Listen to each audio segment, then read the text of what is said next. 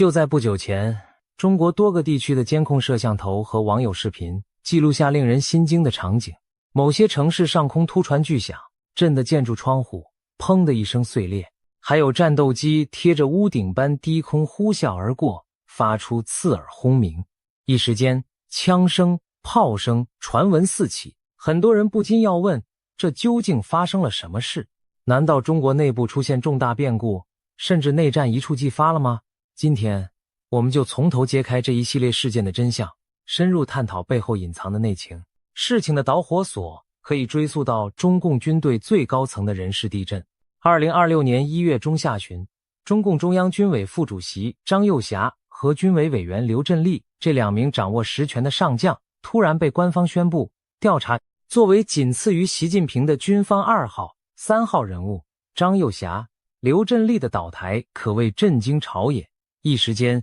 军中人心惶惶。然而更不同寻常的是，此次军中大地震后，中共军方出现了一种诡异的沉默。以往每当高官落马，军队高层和各战区都会纷纷表态，拥护核心，以示忠诚。但这次直到事件发生多日，各大战区都集体噤声，没有像往常那样齐声向习近平表忠。军报和党媒对张又侠的消息也是三缄其口，没有第一时间高调批判，显得异常低调。这种罕见的沉默令外界嗅到了军心不稳的味道。然而，沉默并不代表风平浪静。就在张又侠被拿下后的短短几天内，全国各地接连出现了军队异动的迹象，而且都被眼尖的老百姓用手机或监控录了下来。首先引人关注的是一连串神秘巨响。1月27日傍晚，山东省莱芜市上空传来一阵阵战机掠过的轰鸣声，接着响起巨大的爆炸声，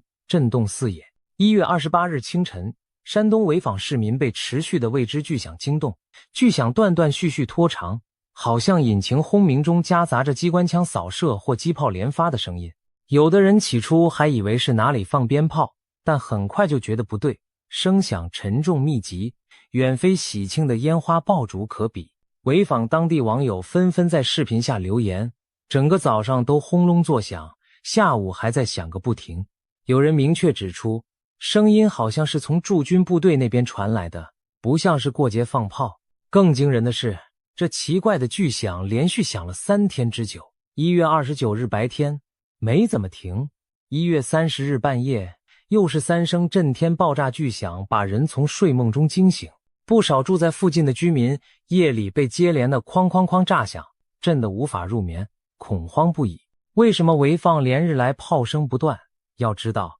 潍坊并非普通城市，它是中共北部战区陆军第80集团军的驻地所在。第80集团军，其前身即大名鼎鼎的第38军，是驻扎华北的精锐部队。而这次连续3天的不明巨响，很难不让人联想到军队在进行某种非常规的实弹演练或行动。当地有人猜测，莫非是军中出现异动，部队在试炮示威？巨响持续如此之久，范围如此广泛，显然不是普通事故。在当前政治敏感时刻，这一幕格外耐人寻味。不仅在山东、华北、华东乃至华中多地，几乎同一时间都出现了类似的异常动态。就在潍坊巨响传出的前后，河北省会石家庄的一些居民在1月28日也听到了4声震耳欲聋的巨响，随后还听见战斗机呼啸掠过的声音。专家分析，这明显是战机突破音障产生的音爆，也就是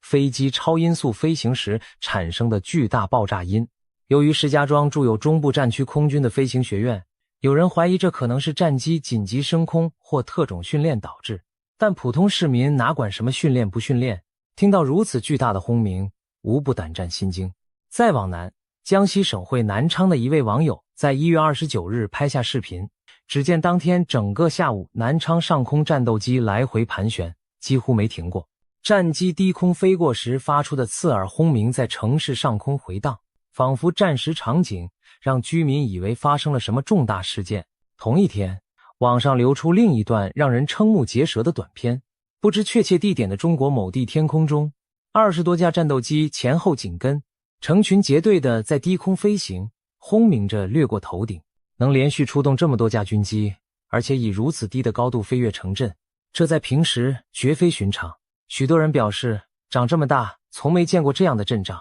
除了天空中的异象，地面上的军事调动也频繁出现。1月28日，有安徽的司机开车沿高速公路行驶，从徐州往温州方向，一路用手机拍下前方大量军用卡车编队行驶的画面。这些军车迷彩涂装，车厢用绿色帆布遮盖，满载士兵或军备，车队绵延数公里，气势汹汹地开往南方。隔天1月29日，又有视频显示，一列满载军用车辆的火车正开往内蒙古的朱日河训练基地。朱日河是亚洲最大的陆空军综合演习场，中共军队经常在那里进行实兵对抗演练。然而时值寒冬，并非常规大演习季节，为何突然有大批军车连夜运往朱日河？这不免令人联想，难道是为了集结兵力应对某种突发事态？更令人背脊发凉的是，有视频显示军队的真枪实弹似乎已在地面上鸣放。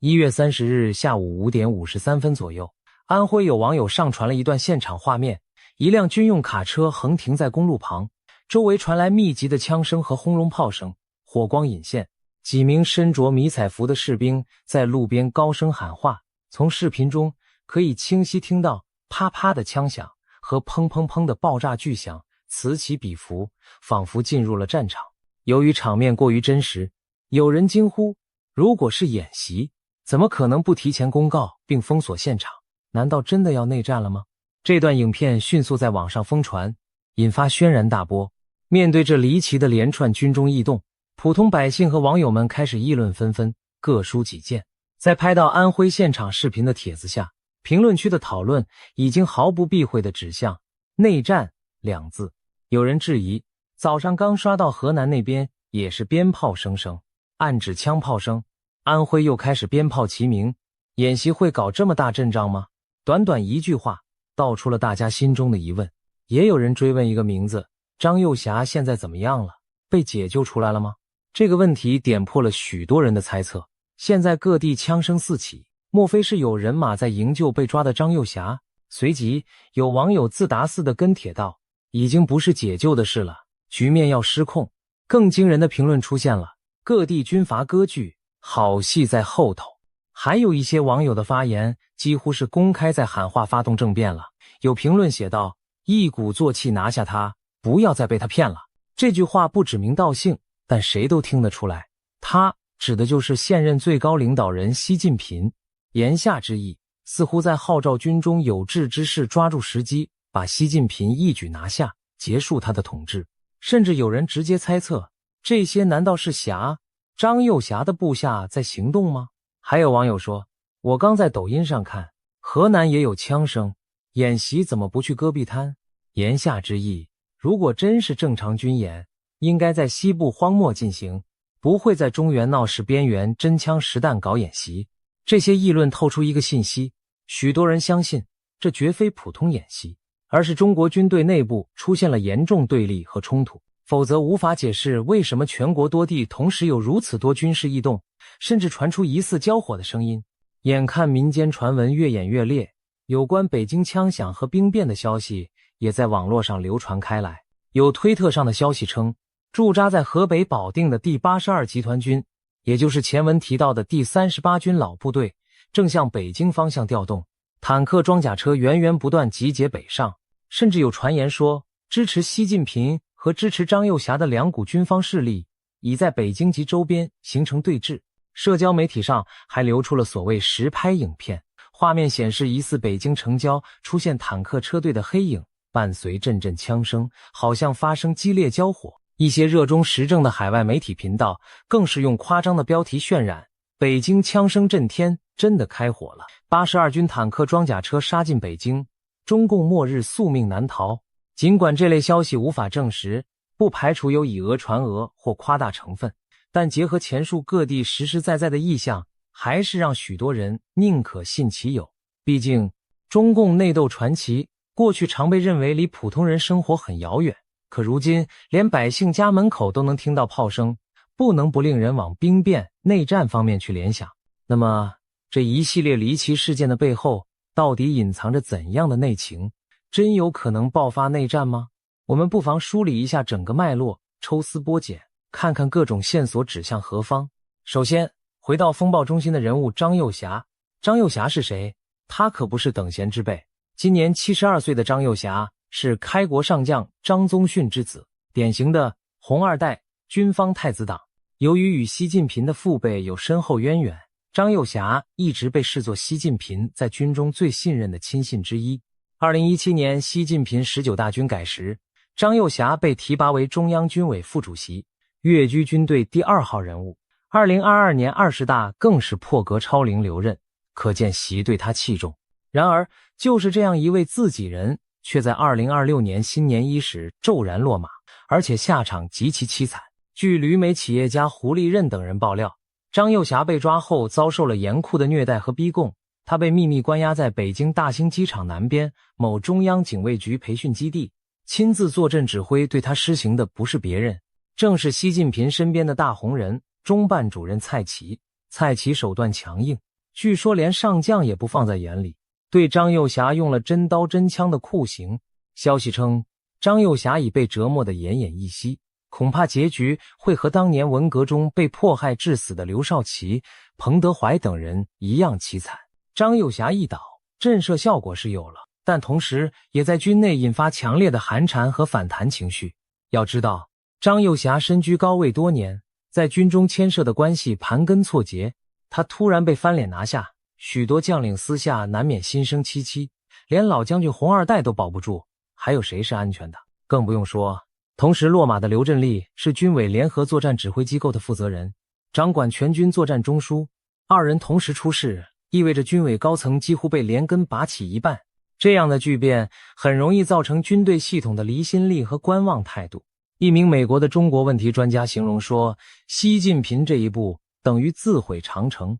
把自己的左膀右臂都砍了，军方短期内士气和信任都将受到重创。那习近平为什么还是要对张幼霞下这么重的手？外界分析众说纷纭，我们可以概括出几种流传较广的说法。说法一，涉及阴谋政变。有传闻称，张幼霞并非无辜，他之所以遭此劫，是因为他暗中策划了一场针对习近平的政变计划，被习方面提前获悉，于是习先发制人将其拿下。有香港媒体放风称，张幼霞和刘振立是1月20日在北京中央党校开会时被当场逮捕的，全程非常顺利，并未出现公开对抗或流血，说明习氏突袭成功，张一派毫无还手之力。但也有另一种版本，认为逮捕过程中其实发生了一些波折和军中抵抗，只是不为外界所知。甚至有爆料说，张幼霞原本计划在春节后10天左右动手，结果习近平提前10来天就痛下杀手，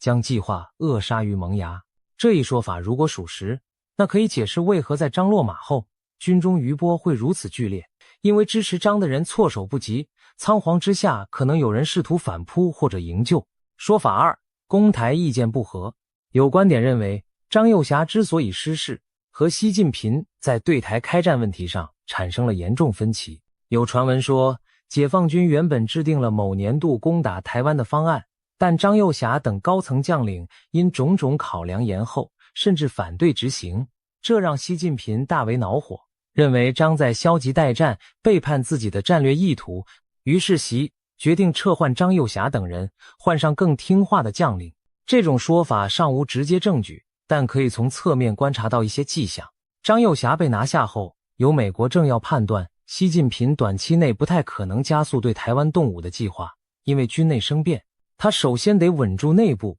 而中共军报在张倒台后一篇异常措辞的文章中也提到要防范战争准备中的精神懈怠，这被解读为影射有人消极备战。不管真相如何，至少张与习在某些军事决策上存在龟裂，这可能是习痛下决心拿掉张的重要原因。说法三，清洗异己，巩固权力。还有分析认为，所谓分歧阴谋都是表面，习近平动手的核心原因只是为了巩固绝对权力，斩除一切潜在对手。张幼霞虽是习的亲信，但也许因资历甚深，军中威望高，渐渐让习感到不放心。特别是去年10月，李克强突然离世，胡锦涛在20大上被架离等事件后，中共高层权斗暗流涌动，习可能怀疑有人要对自己不利，于是索性对军中位高权重者来一次大清洗，以绝后患。张幼霞和刘振立作为军中仅次于习的实权者，首当其冲被拿下。据说张幼霞落马当天，中共内部同时还有神秘70人名单上的大批人员被逮捕，调查从军队将领到高级官员一网打尽，这活像史达林式的肃清行动，令人不寒而栗。中共政治局一名成员甚至私下感慨，习这是开启了第2次延安整风，大开杀戒，赶尽杀绝，可见许多官员也感受到了风声鹤唳、人人自危的气氛。无论真相究竟是哪一种，亦或兼而有之，结果都是习近平和军中一批高层之间撕破了脸皮，而这正是引爆后续军队异动的深层原因。一方面，习近平当局肯定不放心张幼霞的人马，必须展示强硬姿态进行威慑和防范。另一方面，军内对习的不满和抵抗也在暗中酝酿。张幼霞被抓后，各战区迟迟不表态，就是一种消极对抗的信号。军委一声令下，下面阳奉阴违，观望拖延，反映出不少将军对此次清洗心存异议。他们未必真有行动，但以静制动，以示表态。习近平对此当然心知肚明，所以必须敲山震虎。那么我们再看此前出现的各种异象，就能理解其用意所在。战机频繁低空飞行，很可能是军方在进行紧急战备巡航，摆出高姿态震慑踌躇不定者，比如潍坊一带连日巨响，如果不是反常事故，更大可能是驻地部队在连夜实弹演练，以防范有变。同样地，石家庄音爆、南昌战机绕城，很可能都是各战区空军进入戒备状态的体现。因为一旦局势有变，制空权和快速机动是关键，得先把飞机飞起来，做好对地压制和拦截的准备。大批军车调动，则表明陆军力量也在集结。安徽高速出现南下军卡队列，或许是在向沿海或重点地区增派兵力，以防不测。火车运坦克去朱日河，则可能是将部分兵力转移至偏远演习基地，避免聚在城市附近引发误会或冲突，同时也方便集中监控那些部队，防止乱来。毕竟朱日河地处荒漠，远离政治中心，军队到了那里才好管束。那段安徽公路实弹声视频尤为耐人寻味，如果真是军演，怎会选在人烟相对稠密的公路旁？因此更可能是一场临时起义的武装对峙或示威。也许是某支军队在运动途中遭遇拦截检查，发生了紧张对抗，于是双方对空鸣枪震慑。也或许是军方干脆摆拍了一场热闹，用猛烈的火力声响来警告潜在的不服从者，看，我手里可是有真枪实弹，不要轻举妄动。不管是哪种情况，这种场面都显示局势的紧张程度已经升级，枪弹上膛，进入实战边缘。再说传得沸沸扬扬的82集团军进京，传闻第82集团军前身是老牌劲旅第38军，驻守河北，历来是京畿重地的武装力量。在中共历史上，38军可是出过名的。1989年北京6·4风波期间，第38军军长徐勤先曾抗命拒绝带兵镇压学生，最后被撤职坐牢。38军由此被视为有独立意志、不那么听话的部队，如今改编为82集团军。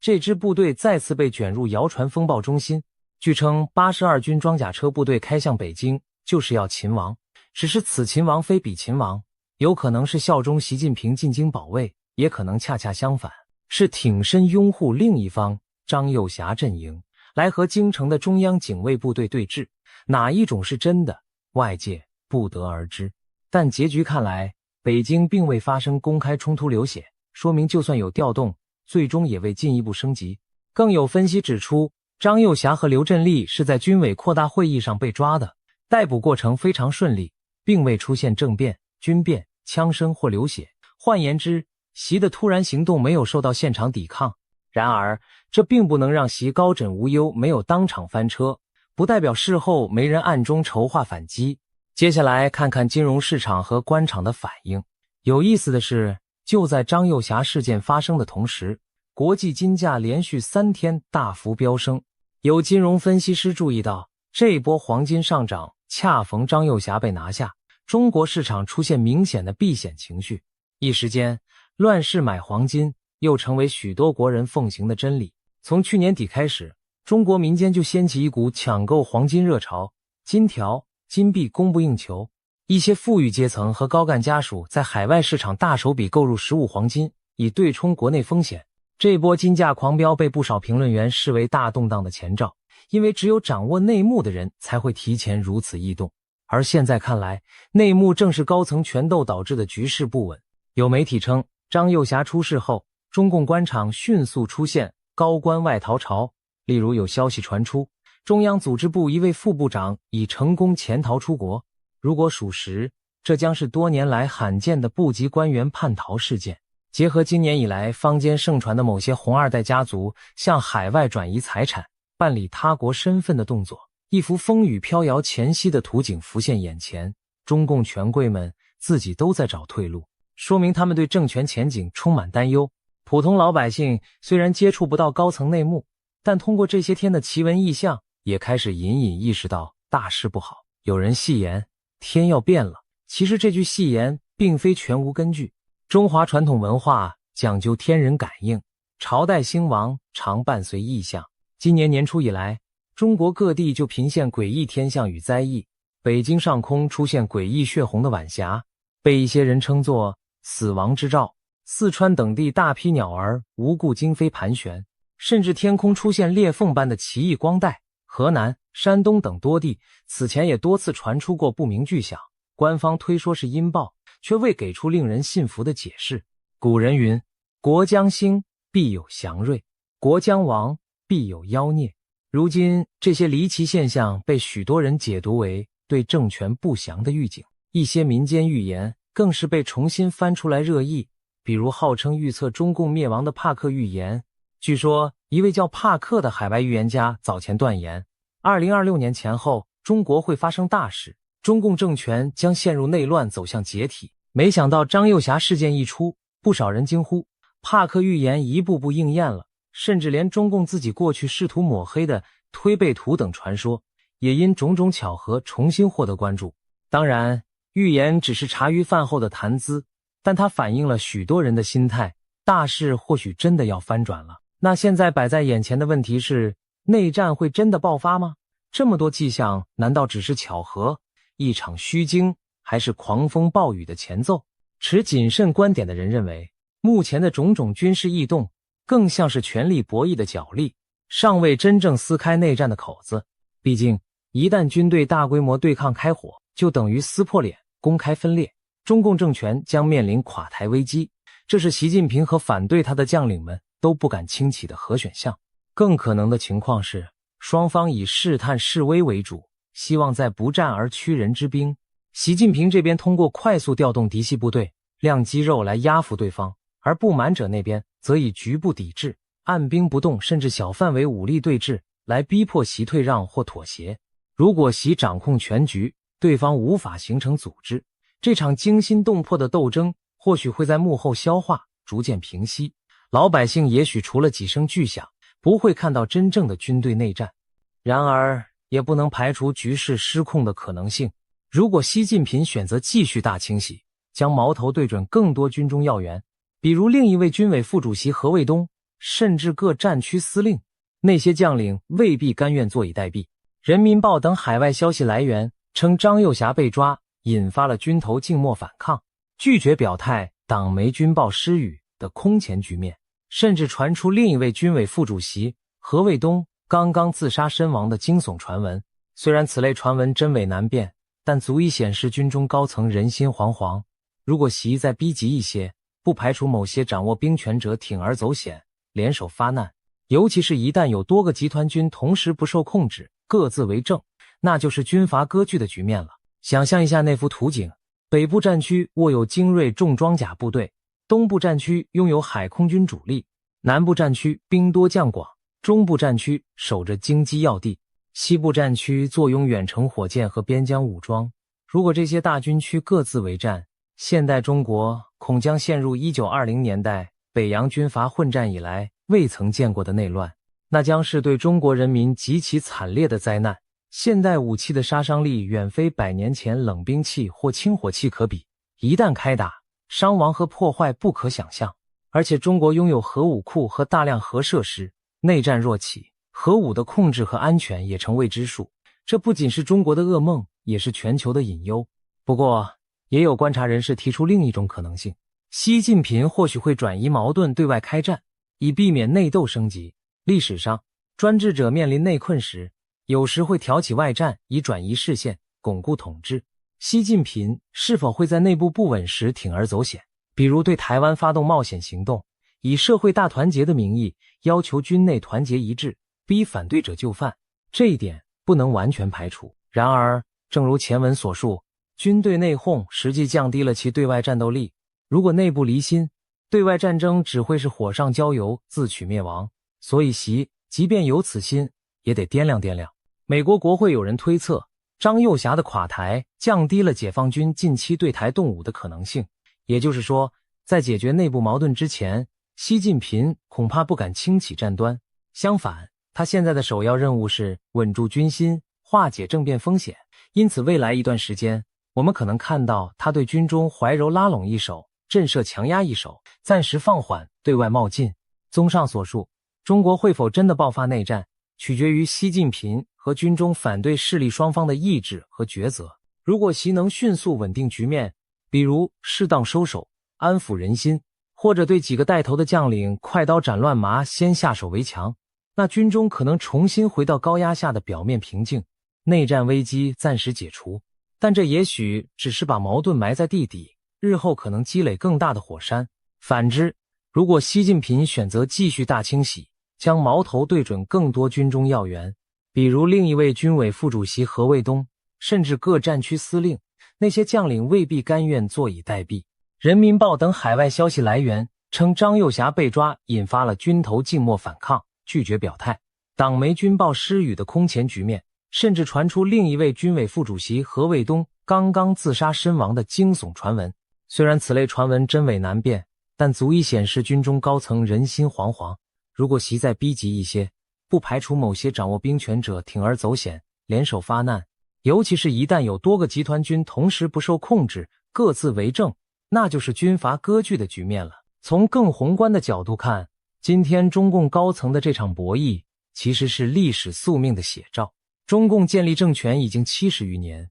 自认为彻底结束了中国近代军阀混战、内战频仍的乱世。然而讽刺的是，这个政权执政时间久了，自己内部开始腐化分裂，终于走到今天这一步，高层撕裂，兵戎相见，几近眼前。这不禁让人想到中国历史上一句老话，其兴也勃焉，其亡也忽焉。每一个朝代走到末路，往往伴随内部权力斗争白热化，统治集团自己把自己搞垮。例如晚清时期，慈禧和洋务派，军方新旧派系斗得不可开交，导致朝政败坏，终于内外交困，满清垮台。再如国民党大陆执政后期，蒋介石和李宗仁、桂系等派系心生嫌隙，军心离散，给了中共可乘之机。历史似乎在轮回，这次轮到中共自己了。有趣的是，很多人发现中共内斗的关键时刻总有飞机参与。1971年林彪事件，林彪出逃时乘坐的256号三叉戟专机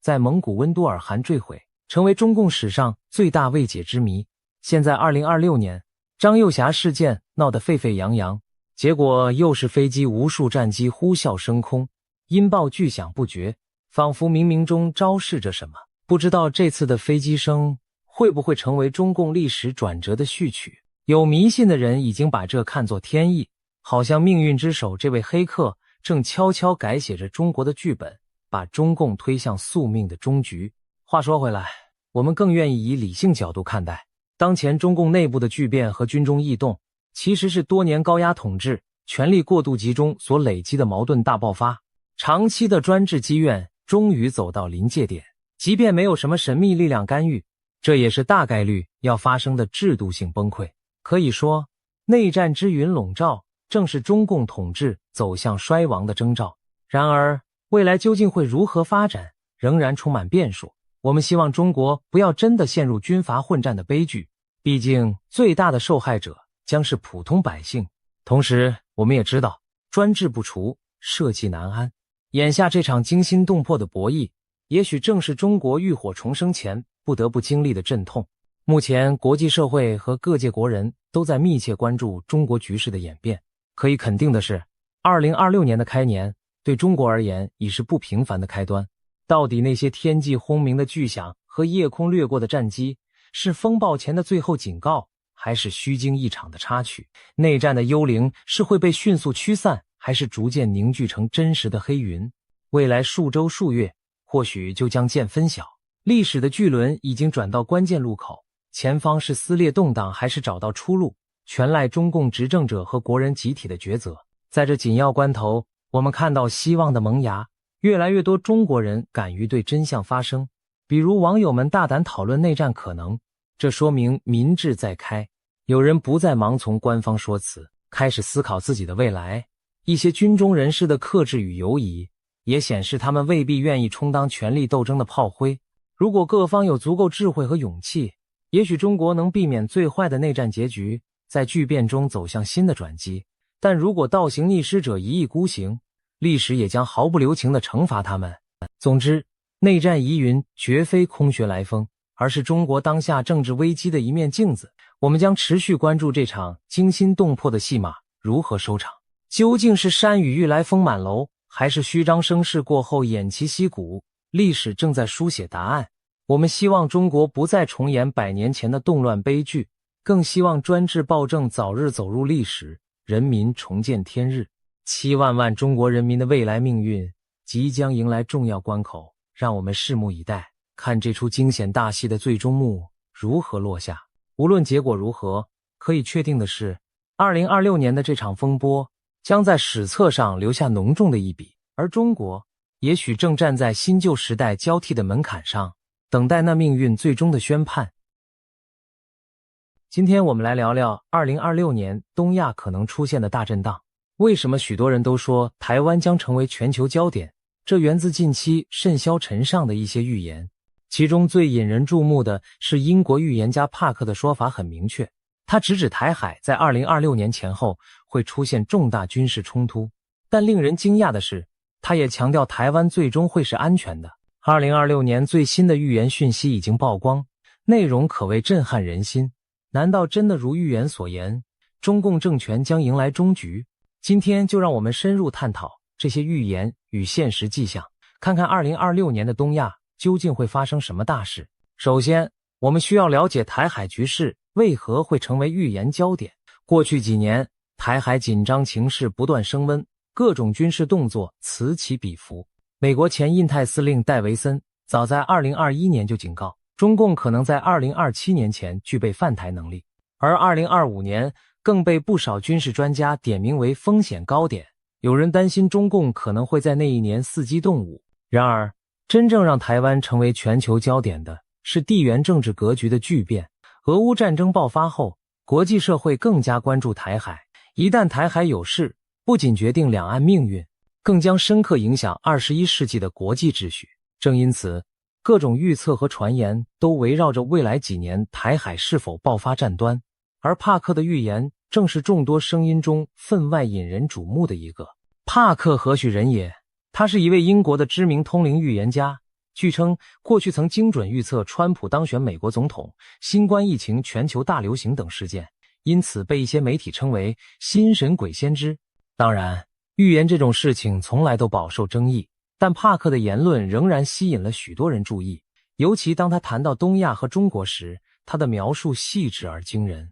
在帕克看来，2026年将是极其关键且充满灾难性的一年，许多重大事件会在这一年集中爆发。我们先从台海军事冲突的预言开始说起。帕克早在2024年初的一次直播中就透露，他看见台湾周边的某个外围岛屿上会出现刀光剑影。他当时形容，就像有人宣布我们夺取了你的一座岛屿那样的场景。这暗示着什么？很可能是中共对台湾控制的外岛发起了某种袭击或登陆行动。台湾有一些外围岛屿，比如位于南海的东沙群岛，或是靠近中国大陆沿岸的金门、马祖等离岛，一直被视为可能的冲突热点。帕克的预感让人联想到，中共也许会冒险夺取其中一个岛屿，以测试台湾和国际社会的反应。更令人细思极恐的是，帕克提到了引发冲突的可能导火索。他说他感觉到可能会有一次意外碰撞事件，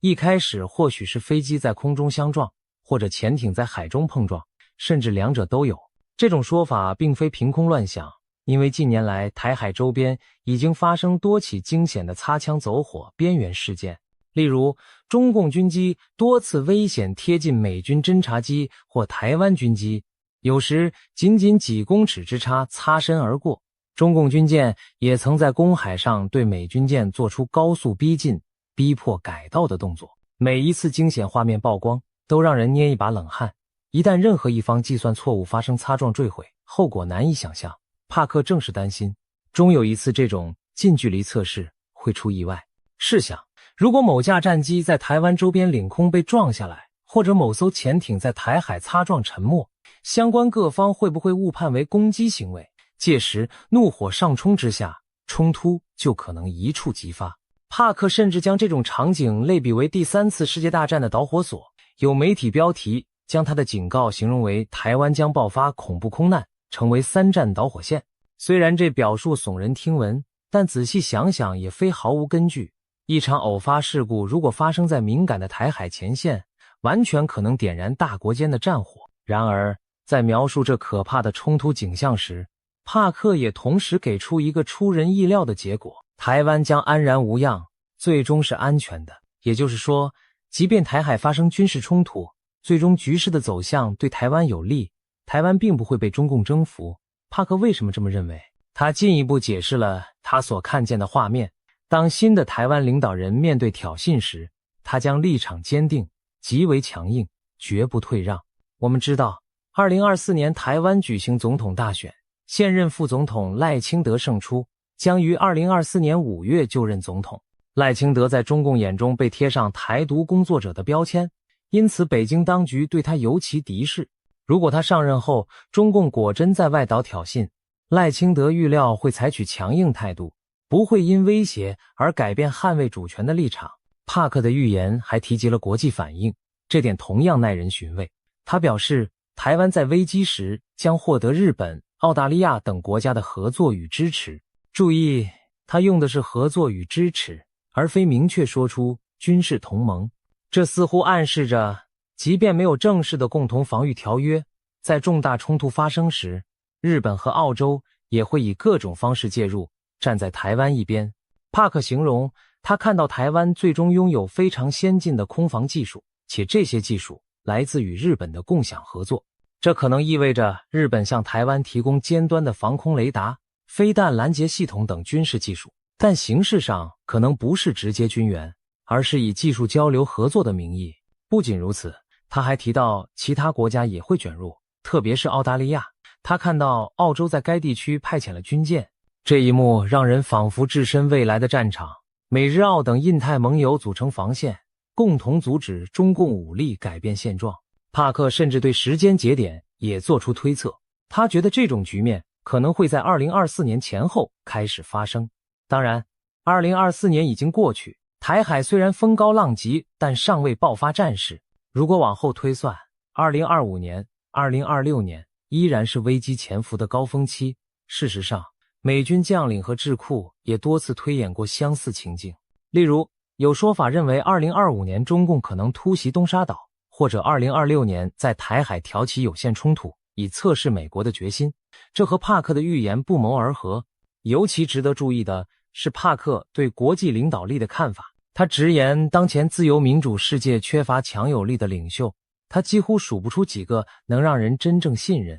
并有勇气带领世界走出困境，或与强硬对手谈判斡旋的西方领导人。这番话或许是在影射当时美国政府和其他西方国家的现任领导者。在帕克看来，美国现任政府对中共威胁的认识不够深，或者假装看不见。相较之下，日本和澳洲反而有更强的警觉心。美国长期奉行对台湾的战略模糊政策，态度有时摇摆不定，但是日本却清楚地认知到，台湾有事就是日本有事。澳洲也明白，第一岛链一旦失守，自身难保，所以帕克才会预见日本和澳洲将更加积极地参与防卫台湾。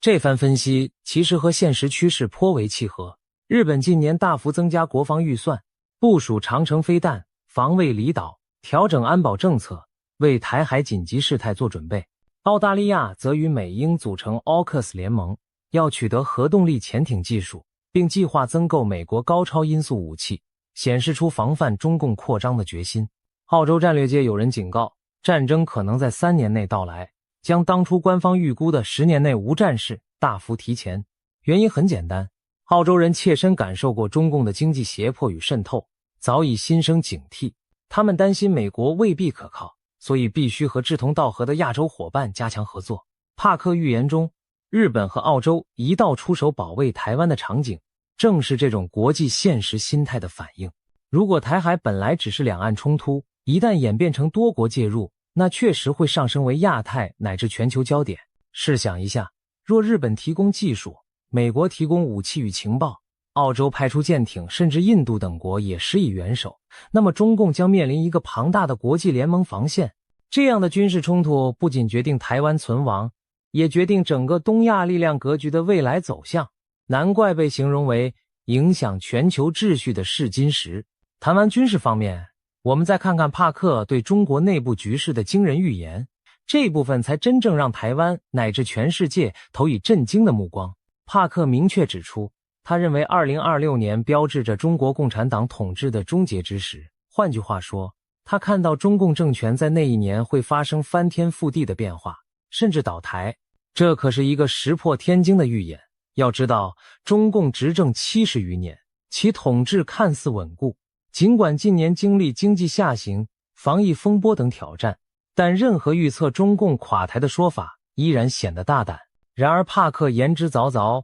并给出了他看见的多重迹象，描绘了中共可能走向末日的剧本。首先是经济问题，帕克表示，中国经济的隐患正在迅速累积，2026年恐怕会成为这些问题全面爆发、引爆危机的一年。他提到了几项关键症状，包括工人被拖欠工资，制造业和地方财政陷入困境，债券违约频传，资金冻结现象蔓延，整个金融系统开始出现裂缝，房地产市场进一步恶化，原本就摇摇欲坠的楼市泡沫终于破裂。这些听上去几乎像经济灾难片的情节，然而我们回顾现实，会发现帕克所言非虚。2023年以来，中国经济增速放缓明显，青年失业率攀升到前所未见的高位，官方甚至停止发布相关数据，以免引发恐慌。多家大型房地产开发商相继暴雷，恒大地产、碧桂园等巨头债务违约，烂尾楼问题导致许多买房者断供抗议，地方政府财政捉襟见肘，甚至传出部分地区公务员减薪、教师讨薪的消息，还有理财产品暴雷、银行挤兑等金融风险苗头，让金融系统开始出现裂痕。帕克提到的每一项经济乱象其实都已在酝酿，只是尚未全面爆开。在他的预言中，2026年前后，这一连串经济脓疮将被揭开，中国多年累积的结构性债务和泡沫被迫曝光。当经济陷入乱局，失业潮来袭，金融风暴迸发，帕克强调，一旦中共失去对经济的掌控力，其执政合法性将动摇。这其实很好理解，中共长期以经济增长作为合法性基础，向人民宣称只有我们能带来繁荣。如果经济崩盘，老百姓饭碗不保，对执政者的不满就会直线上升。在中国那种体制下，经济不稳很容易迅速转变为社会动荡和政治危机。帕克紧接着预见，中共的政治环境也会在2026年发生巨变，他甚至用了翻天覆地一词，暗示变化之大超乎想象。他明确表示自己认为2026年就是中共终结之时。他具体提到了几个让人瞠目的细节。首先，中共常年在全球布局的影响力网络会在这一年陆续被曝光。帕克举例说，可能指的是英国方面近期揭露出多起中共渗透政界的丑闻。未来我们将看到更多跨国丑闻被揭露，涉及中共以金钱收买政治人物、渗透西方大学体系等等。他甚至提到西方社会中流行的某些觉醒运动，也就是所谓的政治正确议程，背后可能夹杂着来自中国与俄罗斯的资金在推波助澜，目的在于削弱西方社会的凝聚力。这些指控听起来像惊悚小说，但事实上，西方情报和媒体近年也揭露了许多中共对外渗透的细节，包括金钱游说、文化统战、情报收集等等。帕克认为，2026年前后可能会出现一次大规模的资料外泄或系统性揭露事件，公诸于世，中共输出影响力的证据。当这些黑幕被撕开后，国际上对中共的态度将更趋强硬，中共多年苦心经营的全球关系网将四面漏风。而在中国国内，帕克预见的画面更是戏剧性。他说，习近平的健康和政治权威都将在2026年明显衰退，到了2027年可能已经下台，这几乎在预告习时代的终结。帕克甚至描述了一个令人震惊的细节，习近平将经历一次大型且备受争议的器官移植手术，他推测可能是肾脏移植，并暗示器官来源可能涉及死刑犯，从而引发巨大的舆论震荡。如果真有这样的事发生，其冲击可想而知。一方面，最高领导人重病需要换肾本，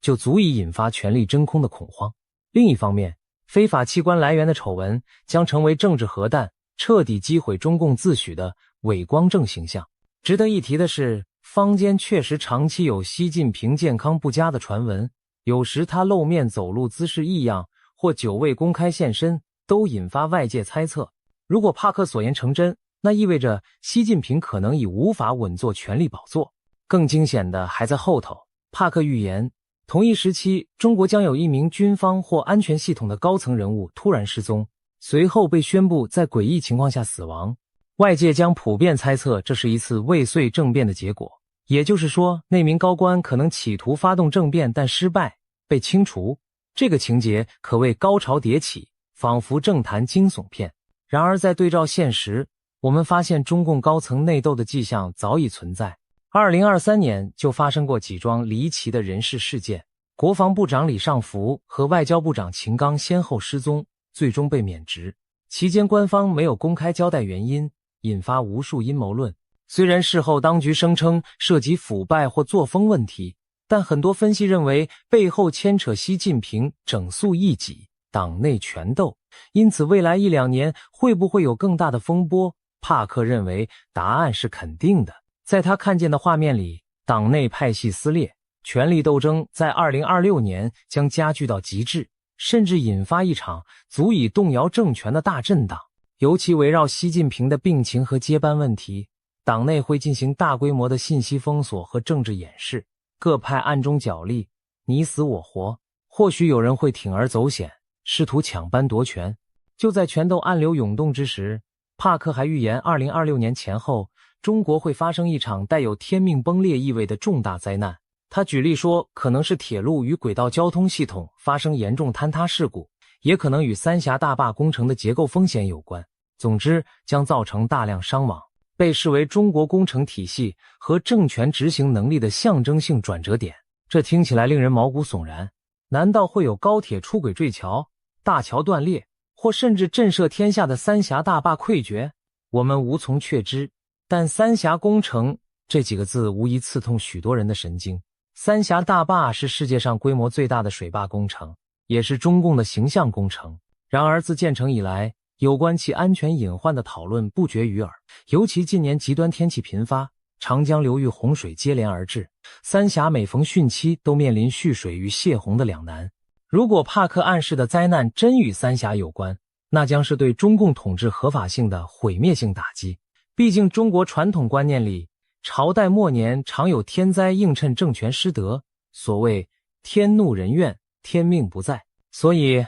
2026年若发生严重工程灾难，势必被解读为天意，昭示中共气数将尽。让我们回头看看今年年底发生的一件真事，它似乎验证了帕克部分预言。2025年11月底，香港竟然发生了震惊世人的超级大火灾。香港大埔区一个大型住宅屋苑鸿福苑在进行外墙维修时起火，熊熊烈焰迅速沿着棚架蔓延，烧遍7栋大楼的外墙。这场火灾延烧近2天，造成超过120人罹难，数百人伤亡失踪，是香港近代史上死伤最惨重的事故之一。一时间，香港社会哀痛与震惊交加。而令人寒毛直竖的是，就在火灾发生前不久，帕克才在节目中预言香港将在年底有大事发生。如今回头看，这场突如其来的大火正是他的预言之应验。帕克在最新的预言中指出，他感觉香港大火背后并不只是意外事故，而是带着强烈政治意味的事件，会在香港社会掀起新一轮的指责与对峙。事实也许正如他所说，火灾发生后，香港舆论开始追究种种管理疏失和黑幕问题。有人质疑维修工程为何使用不阻燃的竹棚和尼龙网，是否有建筑商为了节省成本偷工减料，甚至有人直指香港官场存在官商勾结，制度失火，才酿成这场人祸。这些对政府的愤怒指责，显示香港市民心中积压的不满仍然强烈，并未因高压管制而泯灭。帕克进一步暗示，香港未来将难以平静，可能再次成为风暴的中心。他甚至说，高楼大火可能只是新一轮动荡的导火索，其背后隐藏着与台湾局势、区域政治联动的更大风暴。试想一下这样的场景：2026年前后，香港民众因事故真相问题与政府持续对峙，大陆内部经济困顿，官民矛盾激化，台海这边中共对外挑衅却碰得头破血流，反而激起国际反击。整个东亚局势宛如火药桶周围窜起多道火苗，彼此遥相呼应。帕克还提到一个关键角色，就是印度。他感受到中俄关系在暗中出现了微妙的扭曲，而印度将成为其中博弈的关键角色。这又是怎么回事？我们不妨这样理解，帕克看见俄罗斯境内有一座大型军工厂遭到重创，这不仅仅是油田被袭击导致油价上涨的问题，而是一场更为隐秘、更具战略意味的破坏行为。他说他看到俄罗斯的军工厂正在俄境内被攻击和毁灭。帕克强调，他并不认为中国会直接向乌克兰提供武器，因此那些出现中文标示的武器残骸背后必定有隐情。例如，这是否意味着俄罗斯早就在囤积中国制武器？因为这次暴露，帕克感觉到中俄关系中存在一种微妙诡异的张力。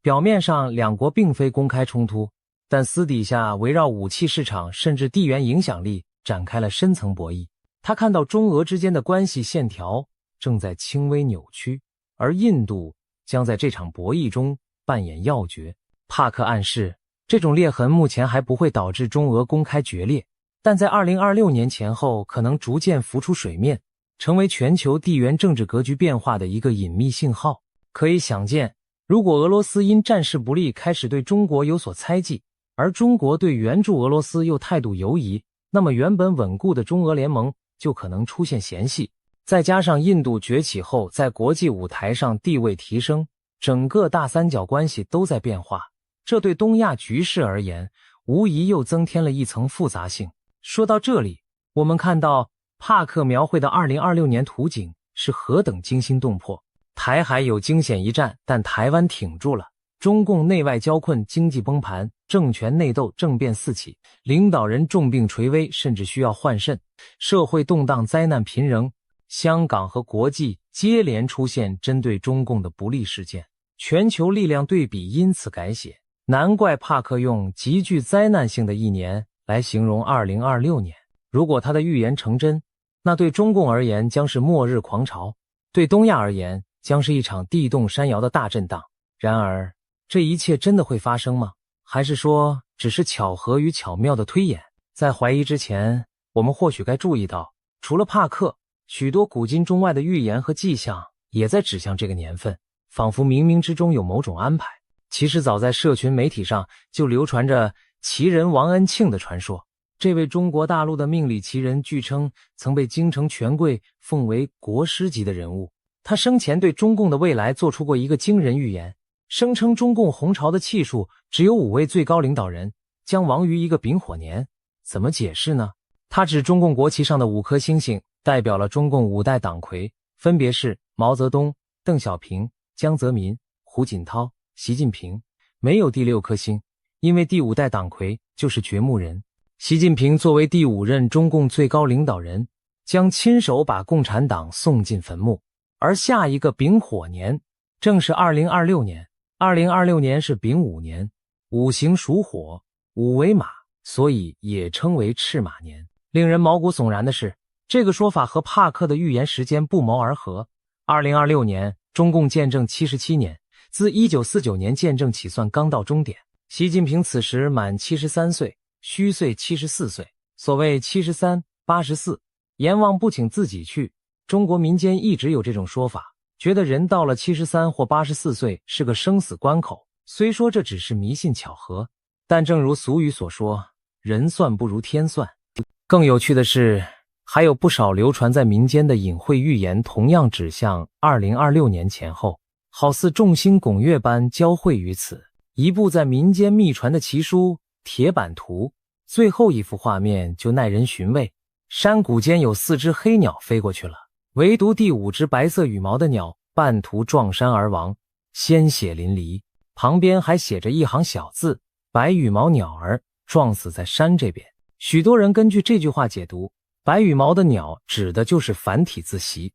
因为习字上半部像羽毛，暗示习近平最终会折翼半山，飞不过彼岸。民间还有一句玄妙的老话：画江湖，实难逃。据说画指华国锋，因为华语画同音，江指江泽民，胡指胡锦涛，实在某些方言里读作西，实难逃就是说到了习近平这里，中共政权很难逃脱完结的命运。还曾流传过一个离奇的临终遗言故事，有位60多岁的老人，其母亲在文革前去世前经常在家念叨一些奇怪的话：猪死了要刮毛，刮了毛滑溜溜的；炖肉要加水，水开了要沸，最后要熄火。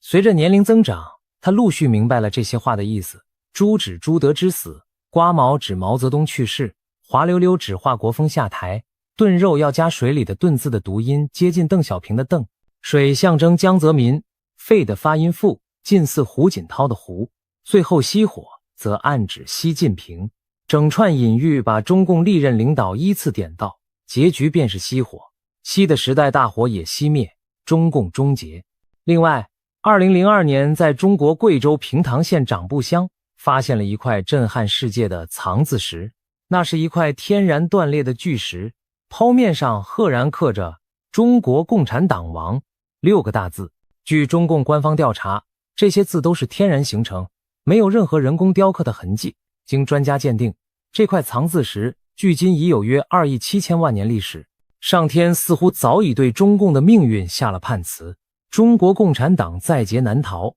有高人从天象角度解析，认为中共的国运应该是77年，到2026年结束，前后误差不超过1年，也就是说，中共有可能在2025或2026年灭亡。当然，预言终究是预言，未到尘埃落定之时，谁也无法笃定结果。或许帕克的某些细节会有偏差，毕竟未来瞬息万变，而且中共政权看似庞大强势，怎可能说垮就垮？这也是许多理性人士质疑之处。然而历史告诉我们，大帝国的崩溃往往就在顷刻之间。苏联解体前夕，又有几人能料到红色巨人会在一夜之间分崩离析？而现在，中共正面临类似的内外交困，经济荣景不再，社会矛盾暗伏，高层斗争加剧，国际围堵渐强。如果再遇上战事失利或天灾降临，集权体制内部一旦失控，崩盘速度可能远超想象。一位预言家提供的是他灵视中的图景，也许夹杂主观解读，但却给我们换了一种思考现实的角度。还有一个来自灵性领域的预言值得一提，在帕克之外，另一位名叫布兰登的预言师也谈到了中国的未来。他在节目中提到，似乎看到中国将经历一场大规模的精神复兴，宗教信仰和精神力量会从长期的压制中慢慢苏醒，由弱转强。那种罩在人们心头，不让大家有信仰，也不让大家看清真相的铁幕将被打破，人们将开始苏醒。换更直白的说法，它指的很可能是中国长期的无神论框架将被松动甚至瓦解，人心上的枷锁会被彻底解除。一对照其实不难发现，两位预言家的信息在某种程度上互相印证，大震荡之年也可能就是大复兴之年。想象一下那样的图景，2026年东亚风云突变，中共统治崩解，在短暂的混乱过后，中国社会挣脱思想枷锁，人们重新寻找信仰和价值观，长久被压抑的良知与传统回归人心。新的政治社会秩序开始萌芽。对世界而言，这将是一场巨大的巨变。一个10几亿人口的大国改朝换代，影响之深远，可比肩1991年苏联解体，甚至犹有过之。届时，东亚的政治版图将被重绘，国际格局也将进入新的篇章。而台湾作为这场历史巨浪中的关键一环，将何去何从？从所有预言迹象来看，台湾反而可能在大震荡中稳如磐石，甚至成为带领华人世界走向新纪元的灯塔。台湾多年来坚持民主与自由，经受住了外交孤立和军事威胁的考验。如果中共倒台，那些压在台湾头上的战争阴云将瞬间消散，台湾不再需要天天提心吊胆，防备飞弹与军舰的威胁。而台湾作为成功的民主范本，或许会在中国巨变后发挥更大的作用。可以想见，国际社会将更加重视台湾的战略价值，因为台湾的存在证明了华人社会完全可以在民主制度下繁荣稳定。一旦中国政权更替，台湾可能成为协助大陆重建秩序、提供经验的榜样和桥梁。当然，短期内难免有难民潮、安全外溢等挑战，但长远看，那将是两岸关系和平新生的契机。总而言之，2026年在各种预言中被赋予了浓重的一笔。东亚大震荡，台湾成全球焦点，似乎命中注定要在那一年上演。帕克的预言将信将疑，但他所描绘的脉络，其实我们已隐约看见开端。经济泡沫幻灭的征兆，政治压力锅的喷发，军事对峙的白热化，都在一步步逼近临界点。或许最终的剧情不会与预言者描述的每一细节都吻合，但如果我们静心观察时局，就能发现历史的巨轮确实在向着某个转折点滚动。当那一刻来临时，恐怕世人无不将目光投向台湾海峡，投向北京，投向整个东亚。那将是见证新旧时代交替的历史瞬间。希望届时我们都能平安度过乱局，迎接一个更和平、更自由的新时代。正如古人所云，沉舟侧畔千帆过，病树前头万木春。或许2026年的惊涛骇浪之后，东亚会迎来转机，迎来令人欣慰的春天。到底预言是否灵验，最终还是要由历史给出答案。而身为这个时代的亲历者，我们所能做的就是保持清醒，审慎以对，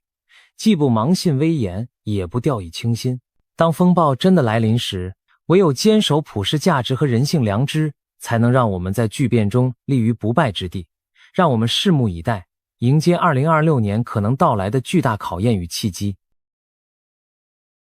就在不久前，被誉为新诺查丹马斯的英国灵媒帕克预告了2026年将有巨大的巨变。日本上空可能出现巨型毒气云，美中俄之间爆发一场间接战争，甚至国际领导人将面临致命危机。更令人震惊的是，这些描述竟然和古老的印度纳迪叶预言不谋而合，同时还有其他预言体系指向相同的时间点和地区。三重预言的惊人重合，到底是巧合还是命运的警讯？今天我们就一起深入这条时间轴，看看帕克是如何描绘即将到来的巨变，以及这些预言之间又如何互相印证。首先，我们从帕克的背景开始说起。帕克是英国知名的预言家与灵媒，因多次成功预测世界事件而闻名，被许多人称为当代的诺查丹马斯。他早在2015年出版的《来自宇宙的讯息》一书中，就曾写下过一段惊人的预测：未来某一天将出现一团巨大的有毒气体云，威胁到整个国家，并引发全球性的惊恐。当时这话听起来匪夷所思，什么毒气云竟能覆盖一国，引发全球恐慌？会不会只是比喻某种经济风暴或瘟疫？时间过去将近10年，没有人把这预言当真。然而在最近，帕克再次提到这个毒气云，而且说它极可能在2026年成为现实谱，而且地点就锁定在日本。帕克的最新灵视显示，日本周边海域恐将发生剧烈的海底火山喷发，从海底释放出巨量的有毒气体，形成一团足以覆盖广袤区域的致命毒气云。想象一下，火山不仅喷出岩浆与火山灰，还有无色无味却能夺走生命的有毒气体，如同幽灵一般在海面上扩散。这团毒云将随风飘向东北方向，飘过日本上空，甚至可能波及更远的地方。帕克特别警告，这团毒气云不只威胁日本本土，连俄罗斯、远东甚至阿拉斯加等周边地区都可能受到影响。一国之地笼罩在毒雾之下，人民无法呼吸，交通瘫痪，国际求援讯号四起。西七这画面仿佛末日电影情节，但帕克煞有介事地提出了时间和原因。我们不禁要问，日本真的会面临这样的灾难吗？亦或这只是耸人听闻的灵异幻想？让我们更深入这个预言的细节。帕克并不是随口乱说，他的依据之一来自神秘的印度纳迪叶古老预言。纳迪叶是印度古文明遗留下来的一系列预言手稿，相传由先贤透过灵性洞察刻写在棕榈叶上，详载后世的重要事件。帕克透露，他翻阅了数百年历史的纳迪叶叶片时，竟发现上面记载着一个令他毛骨悚然的词汇——亚玛，音译亚玛。在古老的预言中，亚玛是一处将来灾厄发生的地名。这是什么地方呢？纳迪叶的预言手稿年代久远，当时没有现代国家的名称，但帕克凭借历史知识和直觉推论，认为亚玛指的正是日本古称大和亚玛透。也就是说，在印度古预言里早已隐约提到了日本将有巨大异象出现，而对照帕克自己的灵视，两者不约而同都指向日本上空出现巨大云团的场景。一个现代灵媒加上一个古文明神谕，跨越时空，异口同声地警告日本将被毒云笼罩。这难道只是巧合吗？不禁让人背脊发凉。更让人细思极恐的是，帕克暗示这场灾难可能不是纯天然的。他提出一个惊人的可能性，毒气云背后也许潜藏着人为引发的阴谋。怎么会有人为的制造火山喷发呢？这听起来像是科幻小说的桥段。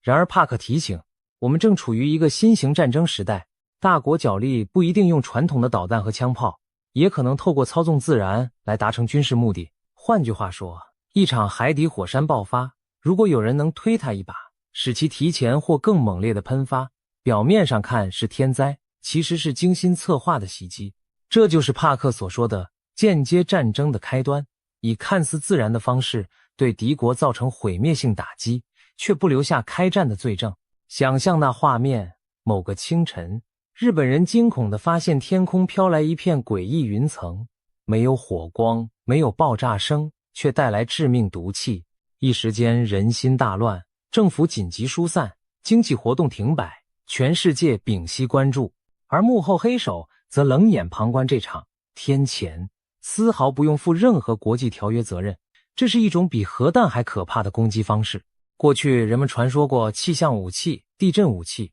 如今帕克的预言正指向这样的阴影。战争可能已经悄悄开打，只是用了大自然当作伪装。如果这是真的，那么2026年的日本将成为一场新型战争的第一战场。可怖的不是看得见的军队，而是看不见的毒云。在这场战争里，中美俄三大强权之间不会直接宣战对轰，取而代之的将是各种暗潮汹涌的间接对抗。帕克用他的灵视和占星知识描绘出2026年国际冲突升温的时间线。在2026年3月中下旬，世界局势将面临一个危险的引爆点。他引用印度占星术的推算指出，3月25日那天，太阳与土星呈现合相。在占星学里，这意味着巨大的压力和冲突能量聚集。帕克预测，从3月15日之后开始的那几周，国际政治可能出现戏剧性的危机事件。届时，某些大帝国的领导人可能会公开威胁，甚至拘禁较小国家的领袖。局势紧张到极点，甚至传出领袖遇刺的惊人消息。这听起来匪夷所思，但帕克提醒，我们已经隐约看到了这种苗头。例如，近年来国际上政变与暗杀的传言不绝于耳，几个大国在地缘冲突中扶植代理人，策动飓风般的政治风暴。在帕克眼中，2026年可能出现一次真刀真枪的高层斩首行动，不是全面开战，而是对个别领袖的精准打击。他甚至点出，中东某个集权国家的最高领导人可能会在这段时间遭到秘密的清除。这个暗示很容易让人联想到伊朗。伊朗的宗教领袖与政权稳坐多年，但近年来民间反抗声浪渐起。如果外部势力伺机而动，不排除真的对伊朗领导层下手。帕克特别强调，他先前对伊朗爆发革命、委内瑞拉政局巨变的预言正在逐一应验，所以对这类事件他有十足的信心。也就是说，在明年春天，我们要留意某个政权的首脑突遭不测的新闻，这可能就是世界引战升温的信号。那么3月危机之后，世界会爆发第3次世界大战吗？帕克的看法是，冲突会升级，但形式将是间接战争，也就是不宣而战，避开全面核冲突，而以局部代理人战争或隐秘袭击的方式进行。帕克指出，其实美国、俄罗斯与中国三方的对峙早就在地平线下酝酿了。他预见中国和俄罗斯将在暗中结成更紧密的军事同盟，联手对抗美国的影响力。这并非空穴来风，现实中近年来中俄走近、联合军演、能源同盟等等迹象显而易见。而帕克预言，在2026年，这种新冷战阵营会变得更加明朗，甚至正式化。美中俄之间不太可能直接宣战开打，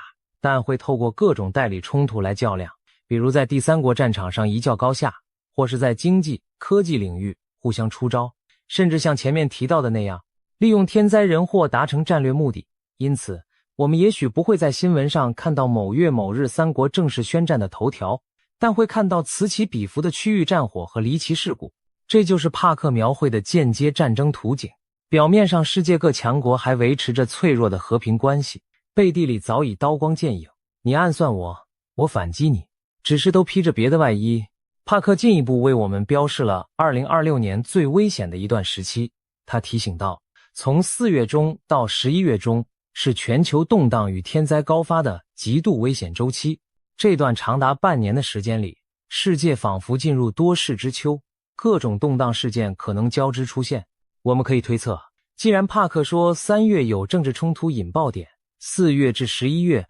或许就是冲突发展和扩散的阶段。同时自然界也不安宁。特别值得注意的是，8月12日这天，帕克点名这一天是非常凶险的出发点。为什么是8月12日？原来那天恰逢农历新月，而根据占星计算，木星、太阳和月亮将齐聚在巨蟹座，三大天体汇合在代表水与家的巨蟹座，再结合新月引动潮汐与地壳的引力效应，帕克认为这种天象可能对地球产生重大影响。他形容8月12日前后是一个必须高度警惕的时间窗，极端的自然事件可能就在那时候发生。我们不妨联想，会不会就在那个夏末时节，日本海底火山突然剧烈喷发，毒气云随风浮现，或者是哪里出现大地震、大海啸，甚至是一场新的疫情卷土重来。虽然具体细节未知，但帕克的语气让人心头一紧，仿佛2026年盛夏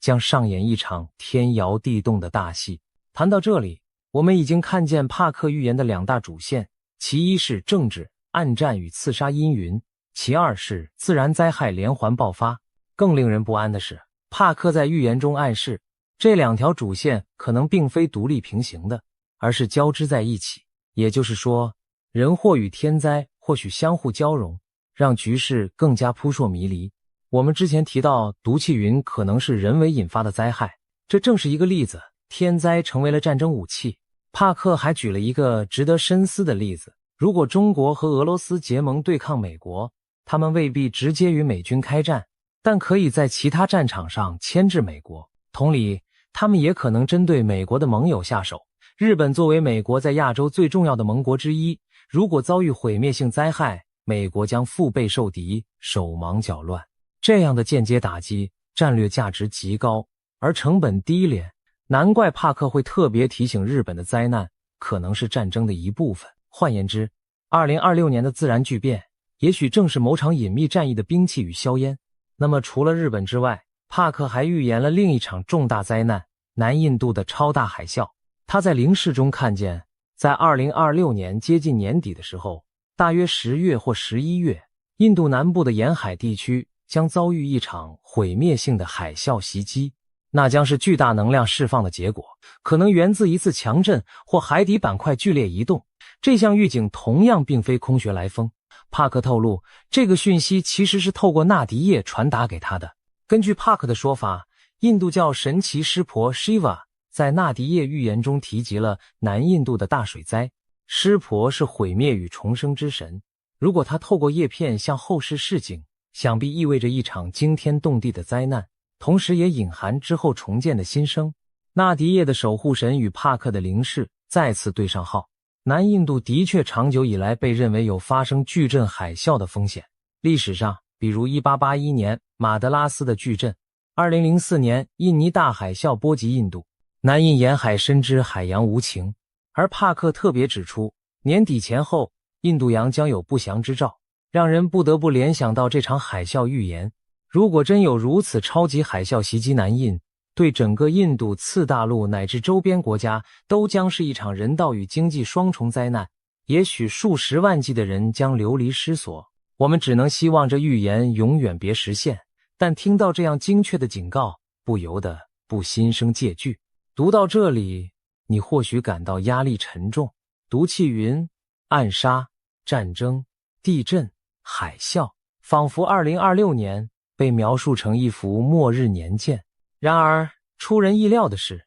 帕克并没有给我们一副绝望的未来图景，反而在预言的最后给出了一丝光亮与希望。这也是帕克预言的一大特色。讲完灾难后，总会告诉人们劫难并不可怕，因为大灾之后有大生机。他相信这些灾劫其实是人类觉醒的契机。在预言中，他强调，有一种高于政治和自然的灵性能量一直在守护着我们。那些看似毁灭性的事件，其实不是为了终结世界，而是为了引发伟大的觉醒。什么意思呢？帕克解释，人类并非无能为力的受害者，每个人都拥有透过积极的意念、善行和灵性连结来改变未来的力量。如果我们能在面对灾难时保持团结、善良和正向的信念，集体的祈祷与意志可以减轻灾难的威力，甚至化解某些劫数。他甚至用了因果业力的概念，我们的正向意识可以抵消业力带来的负面效果。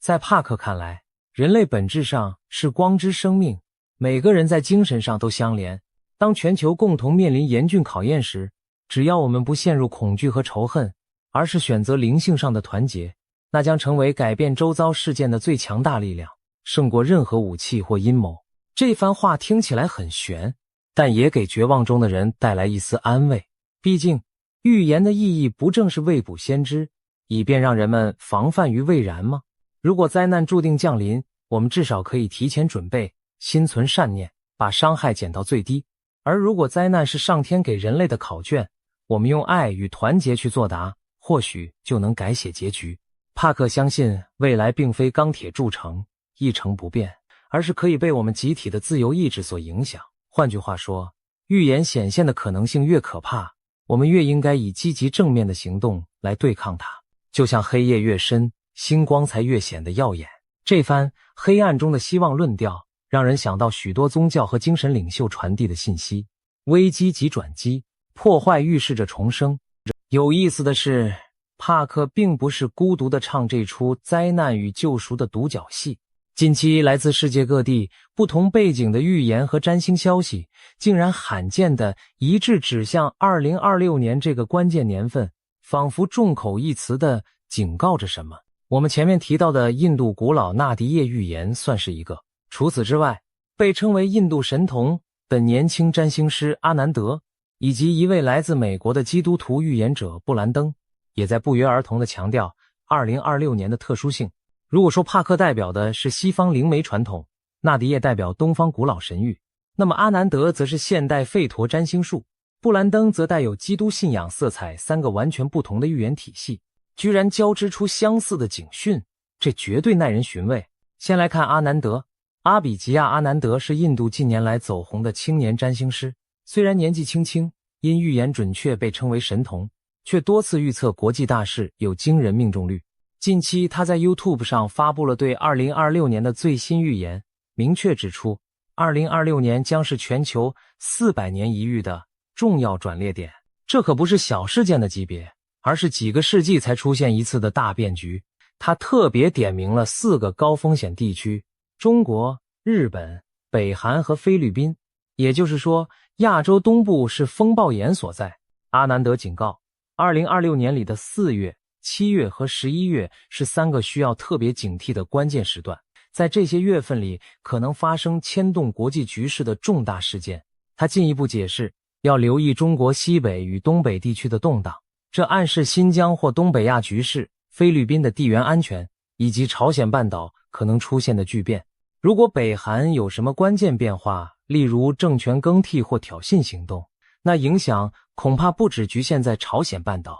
而会波及整个亚太，甚至全球安全架构。听到这里，你是否发现阿南德和帕克的预警有许多共鸣之处？帕克说中国会和俄罗斯结盟对抗美国，阿南德也点出中国和北韩这些亚洲共产国家在关键名单里。帕克说日本有大劫难，阿南德也直指日本是高风险国。帕克提到3月下旬触发冲突，阿南德则将重点放在4月、7月、11月，时间略有差异，但都认为上半年开始乱，全年都有大波折，在地点上更是惊人的重叠。东亚，尤其中国势力范围相关的地区，都被这两人高亮标注。两人方式不同，一个凌世，一个占星，却画出了相似的战力图景，令人不得不陷入沉思。难道2026年真有某种东方危机在酝酿？再看看美国的布兰登·比格斯是一名具有基督徒背景的预言家，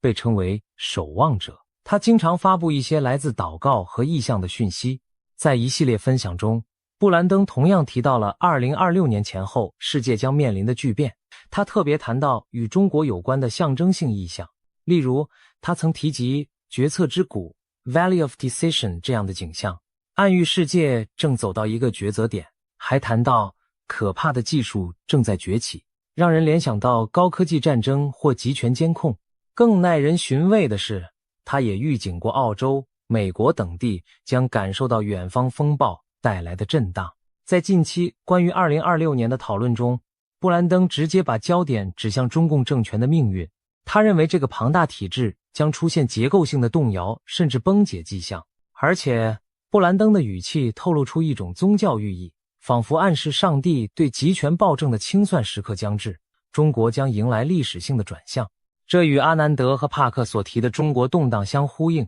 只是角度一个从灵性审判出发，一个从星象风险出发，一个从地缘博弈出发，殊途同归，都把2026年描述为中共体制和整个亚洲秩序的关键年份。当三重预言出现如此罕见的重合，我们不得不细思其中蕴含的信息。3个不同文化、不同信仰背景的人，宛如盲人摸象般，从各自角度触及了同一头大象，那头潜伏在未来的危机巨兽。这是纯然的巧合，还是冥冥中有股力量在通过不同的渠道向人类敲警钟？理性或许告诉我们别太迷信，可连科学家都说，1次是偶然，2次是巧合，3次就是必然。当帕克、纳迪叶、阿南德、布兰登不约而同把目光投向2026，投向亚洲，我们真的能置若罔闻，当作笑谈吗？或许上天在不同的语言中重复着同一个讯息，只等待有缘人去倾听。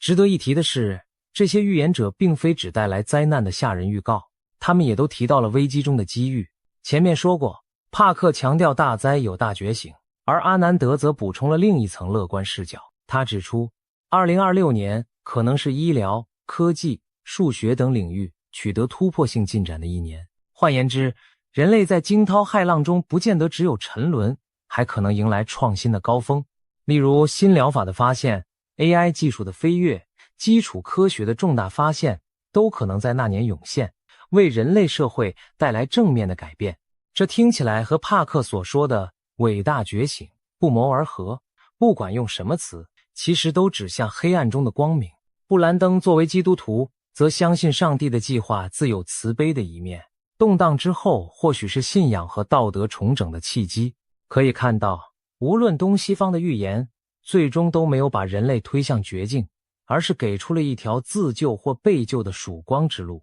或许这正是预言存在的意义，提醒我们危机将至，但也告诉我们该如何面对，如何改变自己，去迎接新世界。说到这里，回顾我们刚刚描绘的未来图景，你是否也感受到了一种又怕又期待的矛盾心情？怕的是那些触目惊心的灾难与冲突场景，天空飘毒云，大地裂巨浪，刺客的子弹和阴谋的匕首都在暗中寒光闪闪。期待的则是人类或许能从中觉醒，科技文明再上层楼，迎来新纪元的曙光。2026年究竟是黑暗深渊还是黎明前夜，这可能取决于我们如何书写自己的集体命运。帕克等人的预言就像提前送到我们面前的一份考题，答案并非铁板钉钉，我们完全可以把预言当作警示，从现在起就加强国际合作，监控火山地质活动，预备防灾计划，甚至推动大国对话，避免冲突升级。同时，每个人也能努力提升自我的心智与灵性，用冷静理性对抗恐惧谣言，用善良团结对抗仇恨分裂。或许很多人不相信预言，他们会说，预言这种东西，信则有，不信则无。的确，历史上预言误判的例子比比皆是，我们不应该盲从迷信。然而，也有一些预言准确的令人头皮发麻，让人怀疑世间是否真有第六感或超自然信息场。帕克过去的成绩单上就有几笔漂亮的记录，他成功预见英国脱欧、公众人物离世、美国动乱等事件，他预告伊朗民众的反抗终将爆发，如今也逐步成真。因此，当他郑重其事地宣称2026有如此多劫难时，我们不能不将信将疑地提高警觉。当然，预言从来不是让人陷入宿命论的工具，恰恰相反，它应该激发我们的能动性。如果真的害怕预言成真，那就从现在开始做些什么来改变它，不是吗？正如帕克所说，人类并非任灾难宰割的羔羊，而是拥有自由意志的光之生命。我们完全可以选择相信更美好的未来，然后付诸行动去创造它。最后，让我们把目光拉回当下，现在离2026年关键时刻不到1年时间。日本富士山脚下依旧风光明媚，东京街头人来人往，人们或许还没听说过什么毒气云的可怕预言。远在欧亚大陆另一端，中东的局势仍在动荡，某些领袖正高坐宝座发号施令，全然不知自己名字是否已被命运写在了暗杀名单上。在华盛顿，在莫斯科，在北京，政客们继续着权力的博弈游戏，表面波澜不惊，暗地机关算尽，而我们这些芸芸众生正和平地度过每一天。有人期待着明年的计划和梦想，有人忙碌于眼前的柴米油盐。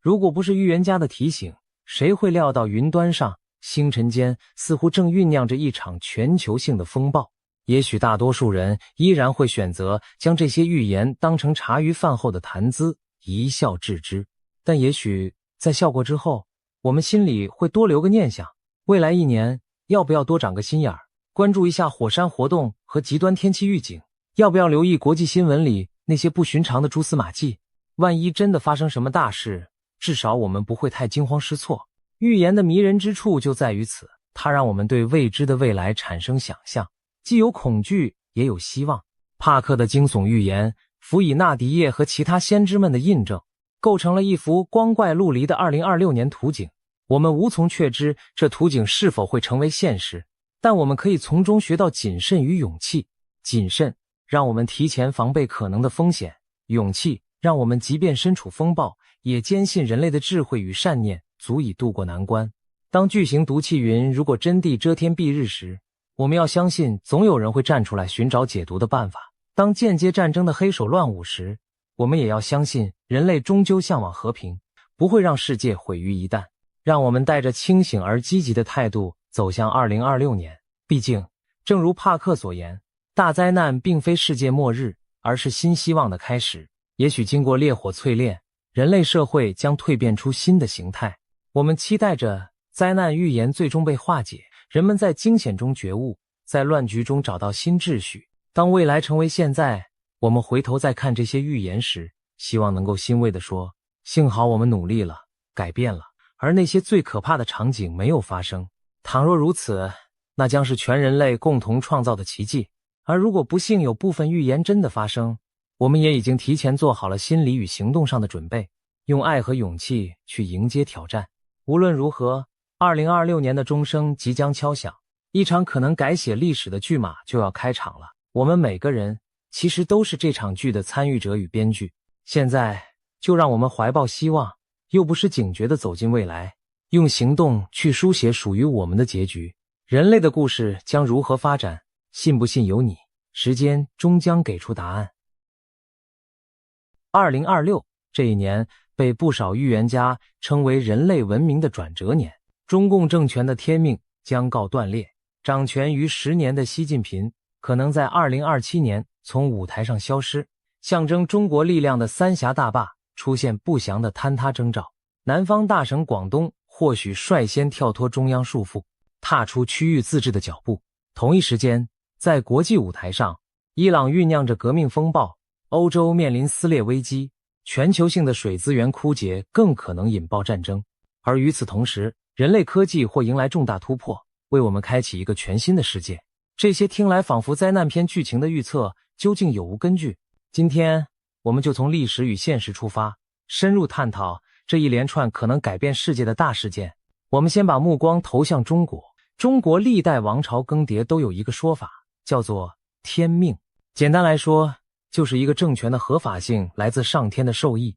但当这个朝代的德行不足，民心丧尽时，上天就会以种种灾异示警，预告王朝气数将尽。民间俗话称天垂异象，国将兴衰，说的就是这种观念。比如史书记载，朝代末年往往灾祸频仍，例如大旱、洪水、瘟疫、蝗灾接踵而至，被视为老天对暴政的谴责。回顾近年中国所发生的事情，令人不禁联想到这套传统理论。就拿2020年至2023年间来看，中国接连遭遇疫情肆虐、大范围洪灾与旱灾并存、经济下行压力剧增等挑战。长江在夏季干涸见底，荆楚大地爆发特大洪水，北方多省遭遇罕见沙尘与冰雹。不少网友戏称，这几年简直是十灾八难涌向中国。而更耐人寻味的是，天空中也出现了古人眼中改朝换代的异象。例如2022年底，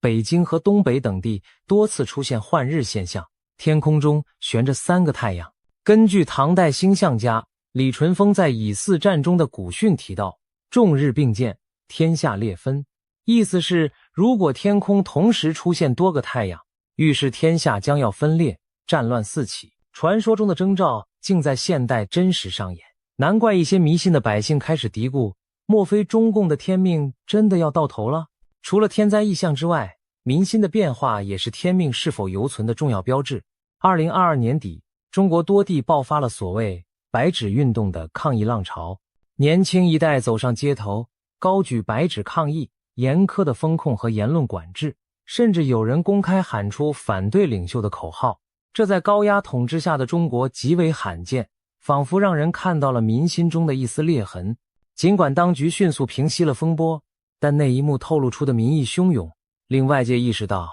中共统治并非牢不可破。如果将天灾与人祸交织起来考量，今日的中国和历史上朝代末期的景象颇有几分相似。对信奉天命论的人而言，这未尝不是一种警讯。值得一提的是，在中国传统历法中，每逢60年循环会出现丙午年和丁未年，被古人称为红阳节。据说这2年往往伴随大乱，翻开历史可以发现一些巧合。例如上一个丙午、丁未年是1966和1967年，正值中国爆发文化大革命，社会动荡达到极致。再上一个丙午年是1906年，当时清朝国运衰微，各地革命风起云涌，几年后王朝就覆灭了。而更早之前的明末清初，虽然纪年不同，但17世纪60年代也经历了连年饥荒和李自成的大顺起义，改朝换代。当然，这些年份的巧合或许只是巧合，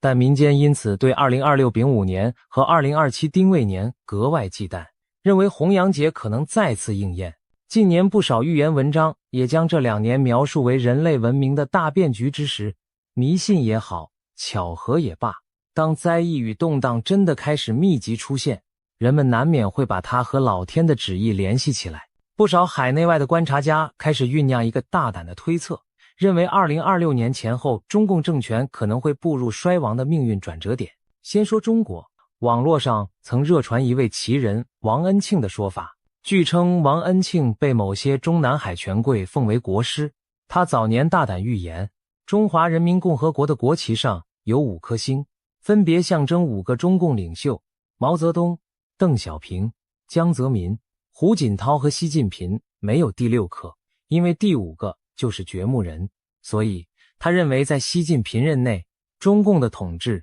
将告终结。如今习近平正是第5任领导人，而中共建政已经70余年，接近历史上朝代寿命的极限。如果王恩庆所言有理，那么2026到2027年这段时间，也许就是他暗示的终局时刻。事实上，民间近来盛传一则北戴河会议的风声，据说习近平可能干完这一届之后不再安排接班人。这传闻无从证实，但与王恩庆的预言不谋而合，似乎都指向习时代将是红色政权的最后篇章。巧合的是，远在大洋彼岸的一位英国灵媒克雷格·汉密尔顿·帕克也对2026年的中国做出了惊人预测。帕克以往因多次成功预言国际事件而小有名气，他在2023年11月发布了一系列对2026年的预言，其中最引人注目的一条就是他看见中共政权将开始出现冰川式瓦解。这个生动的描述形象地描绘了一种并非瞬间崩盘，而是逐渐分崩离析的局面。简而言之，中央政权的控制力将一点点削弱，地方和社会的裂痕日渐扩大，最终整个体制如冰川融化般土崩瓦解。帕克甚至暗示习近平的个人命运也将出现重大变局。也就是说，在他的视野里，2026年或将标志着中国集权统治开始走向终结。耐人寻味的是，帕克同时预言了一系列独裁政权的倒台，包括他看见伊朗将发生革命、古巴政权出现变天等等，仿佛世界将进入一个威权政治大洗牌的阶段。东西方不同背景的预言居然在时间点和内容上高度吻合，让许多人既感震惊又期待。当然，预言终究只是预言，撇开玄学不谈，我们不妨从现实条件来分析，中共政权是否真的可能在未来数年陷入失控。首先是经济压力，中国经济近年增速放缓，失业率特别是年轻人失业率高企不下，地方政府债台高筑，财政困难已经显现，有些地区甚至闹出了公务员降薪、社保研发的传闻。如果经济在2026年进一步恶化，失业人潮和债务危机交织，社会稳定将面临严峻考验。其次是政坛内部，习近平在位期间清除了众多政敌，打造了一言堂的权力状态。然而正所谓孤注难支，权力过度集中也意味着决策失误，缺乏纠偏机制。一旦哪里出现重大的治理失败，习近平本人将难辞其咎。想象一下，如果某场天灾人祸处理不当，激起全国众怒，或是某个政策导致经济雪崩，引爆全国性抗议，习会不会成为党内外众矢之的？历史上不乏此类先例。再加上习近平本人生理年龄渐长，外界时有他健康不佳的小道消息。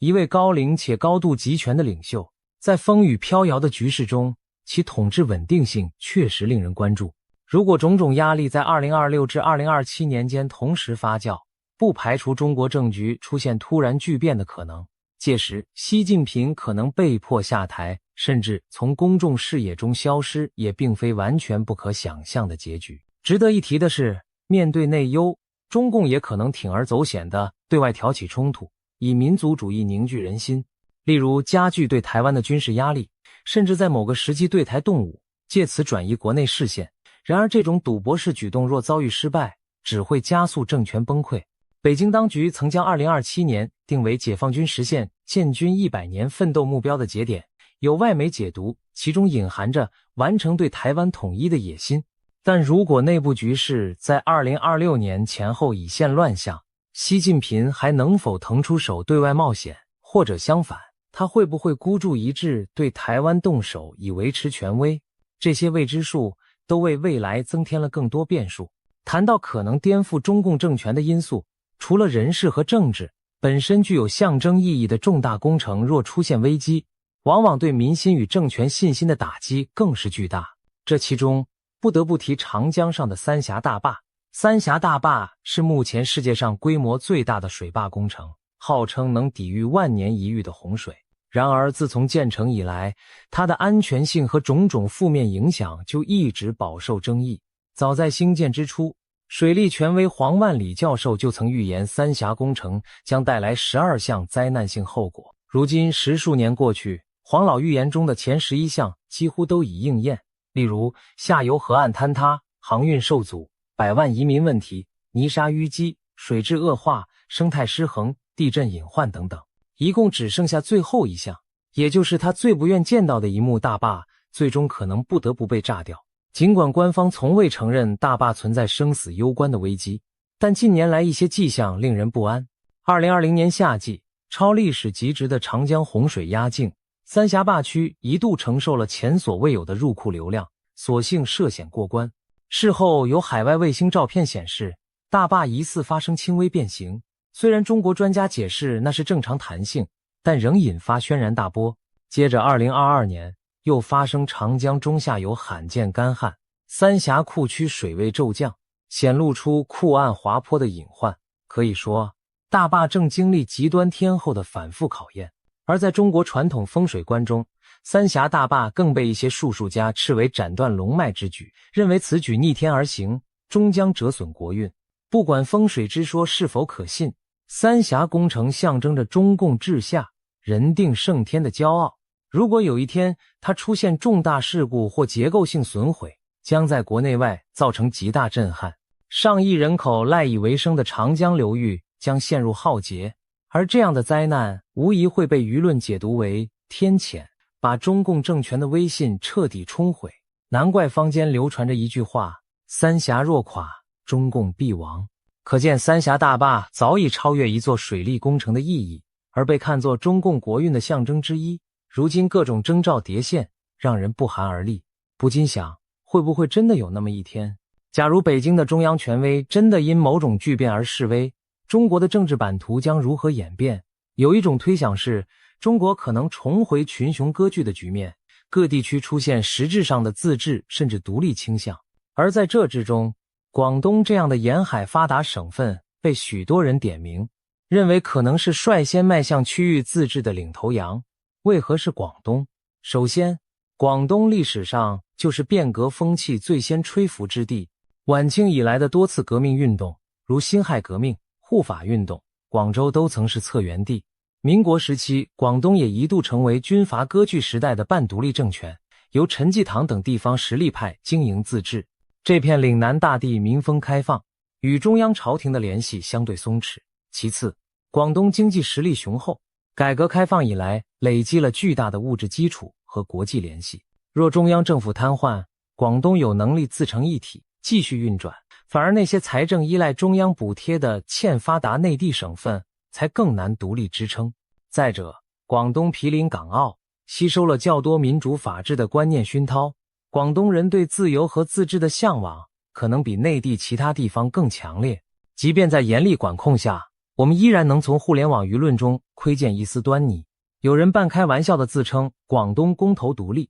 虽然这类言论很快被删除，但它的出现本身耐人寻味。想象一种情境，当中央陷入瘫痪，各地军警各自为政时，珠三角地区的领导人为了维护秩序，很可能以地方自治的名义组建新权力架构，实际上脱离北京控制。这并非天方夜谭，100年前的中国军阀割据就是如此开场的。广东作为经济最活跃的区域，一旦带头先走一步，其他长三角、环渤海等富庶地带也可能纷纷效仿。如此一来，一个中央集权的中国将分化为若干实际上的区域政权，各自为政。从某种角度看，这或许是集权崩解后避免全面内战的幸运剧本，各地能相对平稳地过渡到自治状态，而不是陷入无政府混乱。不过，这种局面对习近平这样强调统一的领导人而言，无疑是无法接受的最坏结局。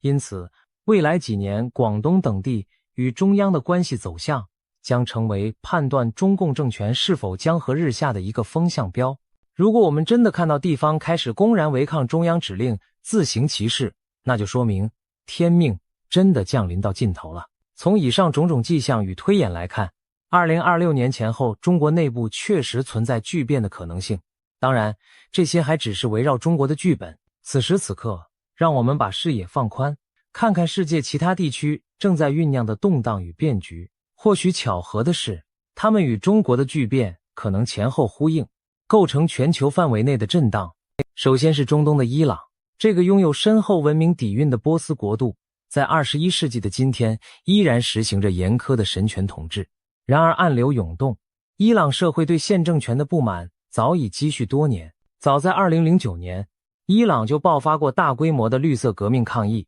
此后经济低迷和制裁压力下，民众示威此起彼伏。2022年，一场席卷全伊朗的抗议风暴再次爆发，其导火索是一名年轻女子玛莎·阿米尼，因佩戴头巾不当，被宗教道德警察拘捕并离奇身亡，引发无数女性走上街头。女性摘下头巾，高喊妇女、生命、自由，数十个城市响起反对独裁、要求自由的口号。这场抗争持续数月，尽管最终因当局镇压而平息，但全球看到了伊朗人勇敢抗争的决心。许多人将它类比为伊朗版的革命前夜。现任最高领袖哈梅内伊年事已高，他一旦离世或健康不支，伊朗可能面临权力真空和继承危机，届时压抑已久的反对力量或将乘势而起。展望2026到2027年间，伊朗极有可能成为全球瞩目的焦点。一旦伊斯兰共和政权被推翻，将标志着1979年以来伊朗革命的终结和新纪元的开始。这对中东地缘政治的意义非同小可。长期以来，伊朗奉行反西方、反以色列的强硬路线，支持着黎巴嫩真主党、也门青年军等地区代理人武装。如果新政权上台，伊朗与邻国乃至西方的关系都将被改写。也许我们会看到伊朗社会迎来更开放的风气，与沙乌地、阿拉伯等宿敌国冰释前嫌，甚至重新成为国际社会的正常成员。当然，革命往往伴随阵痛，谁也不能保证伊朗变局一定顺利。但可以肯定的是，中东正处于重组的前夜。一方面，美国近年推动以色列与阿拉伯国家的和解，阿以关系在改变。另一方面，如果伊朗这个区域大国出现革命，中东力量对比将发生剧烈震荡。难怪预言家们把伊朗革命列为2026年前后的重要事件之一。帕克的预言亦提到了伊朗，他的视野中清晰浮现波斯政权更迭的景象。试想，中国政局巨变与伊朗革命若在相近时间发生，那将多么富有戏剧性！两个相距遥远的古老文明几乎同时告别，各自延续了数十年的统治秩序。历史有时就是如此，充满巧合，又耐人寻味。将镜头转向西方，欧洲也正面临着自冷战结束以来最严峻的分裂危机。欧洲联盟一度被视为团结与和平的象征，但如今内外交困，出现了明显的撕裂迹象。先是2016年的英国脱欧公投，让欧盟失去了一个重要成员，也撕开了欧洲一体化信念的口子。随后，欧洲本土民粹与极右势力崛起，在多国兴风作浪。匈牙利、波兰等东欧国家与布鲁塞尔在司法独立、新闻自由等问题上争执不下，甚至被认为偏离民主价值。意大利、法国等大国的选举中，以欧反移民的政党声势日渐浩大，就连稳定的斯堪的纳维亚国家极右翼政党也正走向前台。种种迹象表明，欧盟内部的共识在流失，各国各顾自身利益的倾向在上升。除了政治上的分歧，欧洲社会还潜伏着文化和宗教的裂痕，这主要体现在欧洲原住民与穆斯林移民群体之间日益紧张的关系。近10多年来，欧洲接纳了大量来自中东、非洲的移民和难民，他们中很多人信奉伊斯兰教。多元文化政策一开始让欧洲显得包容繁荣，但当经济压力和安全事件发生时，社会矛盾便凸显出来。巴黎、布鲁塞尔、柏林等地接连发生恐怖袭击和社区骚乱，有的是极端分子所为，有的则是移民青年对歧视和贫困的不满爆发。2023年，法国就因一起警察射杀少数族裔青少年的事件引发全国性骚乱，大批移民背景的年轻人在街头纵火砸车，让整个欧洲为之震惊。这些事件加深了部分欧洲民众对移民群体的疑惧，也助长了仇外的极端民族主义情绪。于是，一方面穆斯林社群感到被边缘化和敌视，另一方面，本地居民又觉得自身文化传统受到威胁。在极端情况下，这种双向对立可能引发更猛烈的冲突，甚至带有宗教色彩的对抗。有悲观的观察者警告，欧洲未来不排除出现新宗教战争的可能。当然，多数人认为这种说法过于夸张，但足以说明隐患之严重。经济和地缘因素也在撕扯着欧洲的团结。2022年爆发的俄乌战争大大改变了欧洲的战略环境。欧洲各国在支持乌克兰问题上表面团结，但随着战争持续，分歧开始浮现。东欧的波罗的海国家和波兰因为紧邻俄罗斯，更坚决反俄，而像德国、法国这样的西欧大国，民众对长期制裁和军援的耐心正逐渐减少。一旦战局胶着到2025、2026年仍无定论，欧盟内部可能出现两派，一派主张继续强硬到底，另一派倾向寻求妥协停战，这将成为另一道撕裂欧洲的裂缝。此外，能源危机也在考验欧洲。自俄罗斯切断对欧天然气供应后，欧盟国家在能源问题上虽制定了共同方案，但私下里各自为政的现象并不鲜见。2022年的冬天，德国等富国砸下重金抢购天然气储备，引发较贫弱国家的不满。未来若再遇能源短缺，一些国家可能不顾他国而自行其事，例如限制能源出口或囤积燃料，重演疫情初期争夺防疫物资的一幕，进一步侵蚀成员国间的互信。综上所述，欧洲昔日那种你中有我，我中有你的团结，气氛正日渐淡薄。展望未来几年，我们可能看到欧盟变得愈发松散无力，甚至不排除某些国家步英国之后尘退出联盟。欧元区和申根区也面临压力测试，如果经济再度陷入衰退，各国很可能为了自保违背共同体原则。毫不夸张地说，欧洲正站在团结还是分裂的十字路口。欧盟的解体不再是天方夜谭，而是许多欧洲人开始讨论的现实可能性。有人担心，一旦欧盟真走向分崩离析，整个欧洲大陆将陷入各行其事、缺乏协调的混乱状态，这对全球秩序也是巨大的变数。这种撕裂也许不是像2次世界大战那样的热战，而是一种慢性瓦解，政治上各行其事，社会上离心离德，文化上分庭抗礼。它将极大削弱欧洲在国际舞台的影响力，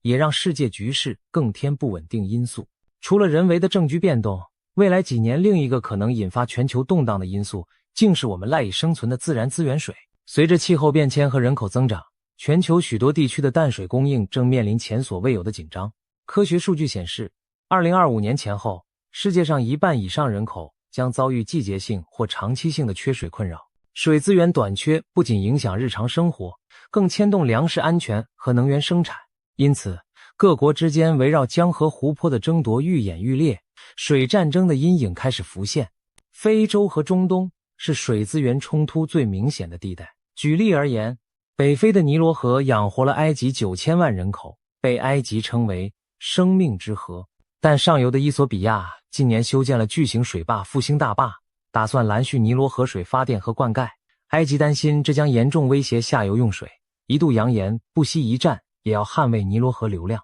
尽管双方在国际斡旋下多次谈判，但迟迟无法达成长久协议。如果未来伊索比亚强硬推进蓄水计划，而碰巧逢上干旱年景，造成埃及水荒，埃及极端势力很可能推动政府采取军事行动，如空袭大坝等，那将是典型的为水开战。一旦这一先例出现，地区局势将极其危险。中东地区另一些河流也存在类似问题，例如土耳其在幼发拉底河和底格里斯河上建坝，引发下游叙利亚、伊拉克的不满。约旦河流域的水资源分配也是以色列、约旦、巴勒斯坦争执多年的焦点。如果气候加剧干旱，这些矛盾可能突破外交框架而演变成冲突。在亚洲、南亚和中亚也有多条河川成为潜在火药桶。印度和巴基斯坦共享着印度河水系，虽然有历史悠久的分水条约，但随着克什米尔地区局势紧张和水量减少，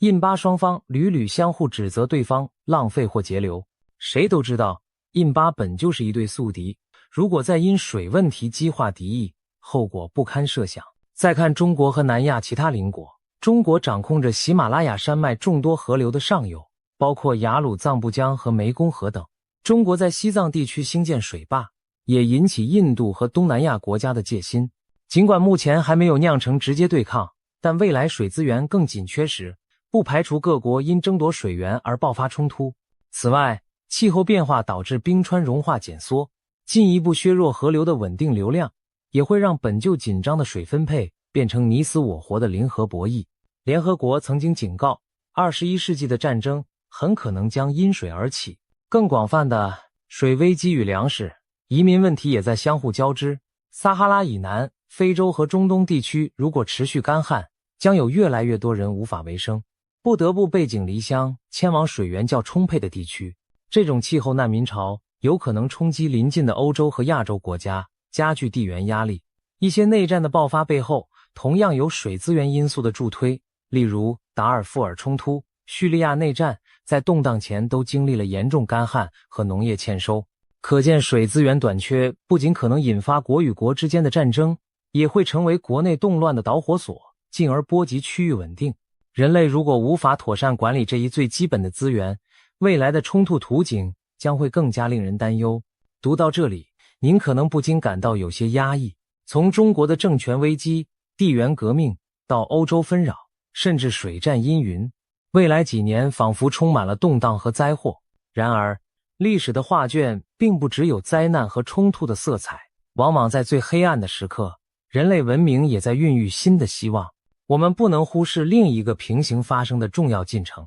那就是科技的突飞猛进，正为我们打开一扇通往新世界的大门。近年来，人类在科学技术领域取得的突破令人目不暇给。如果这些趋势延续到2026年前后，我们可能会见证若干具有革命性意义的发明创造，彻底改变现有社会的面貌。首先要提的就是能源技术的飞跃。2022年底，美国科学家首次在实验室实现了核融合反应的净能量输出，这意味着人造太阳的梦想离现实更近了一步。众所周知，核融合被视为解决人类终极能源需求的圣杯。这种反应以氢同位素为燃料，几乎取之不尽，反应产物是无污染的氦气。一旦核融合技术成熟应用，人类将告别对石化能源的依赖，不再受制于能源短缺和碳排放问题。许多国家正投入巨资研发，目标是在2030年前后建成可发电的聚变反应堆。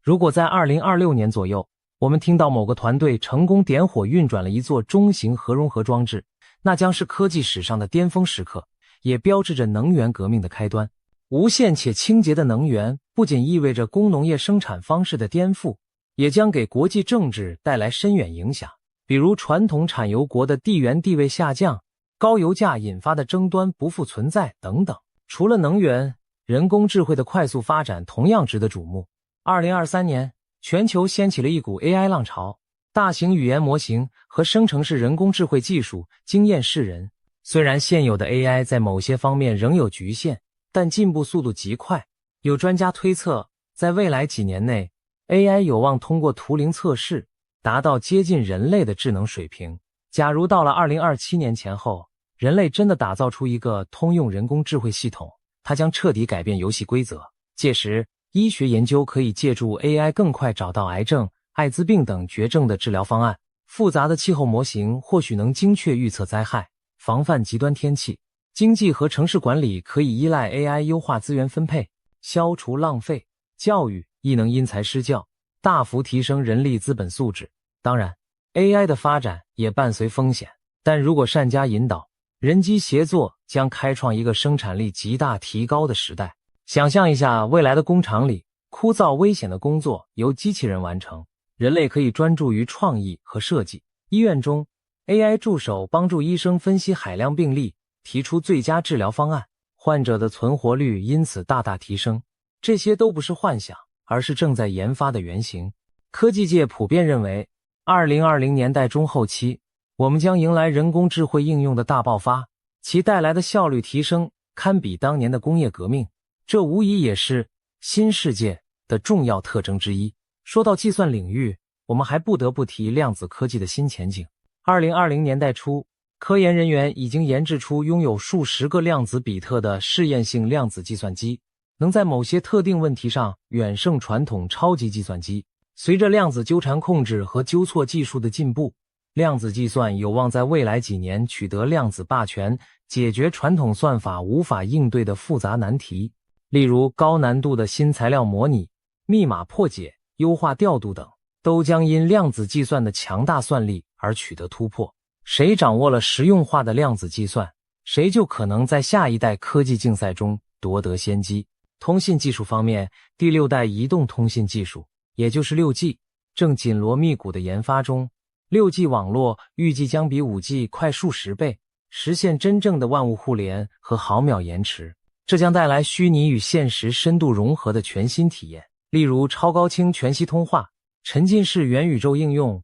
无处不在的自动驾驶协同，都有赖于 6G 的高速率和低延迟。一旦 6G 在2020年代末开始部署，整个社会的连接形态将再度跃升一个档次，人们的工作、娱乐和社交模式都会被重塑。在生物医学领域，基因工程和再生医学的进展同样振奋人心。自从人类基因组计划完成，基因编辑工具 CRISPR 问世以来，我们正逐步解开生命的密码。科学家已经能够修改致病基因，研发个性化的基因疗法。一些曾经无解的遗传病，如血友病、肌萎缩症等，如今透过基因编辑技术找到了治愈希望。再生医学方面，利用干细胞培育器官组织的技术日渐成熟，用人造器官来替换病变组织不再只是科幻桥段。这意味着人类寿命有望进一步延长，生命质量大大提高。试想，癌症不再是不治之症，老年痴呆可以被预防甚至逆转，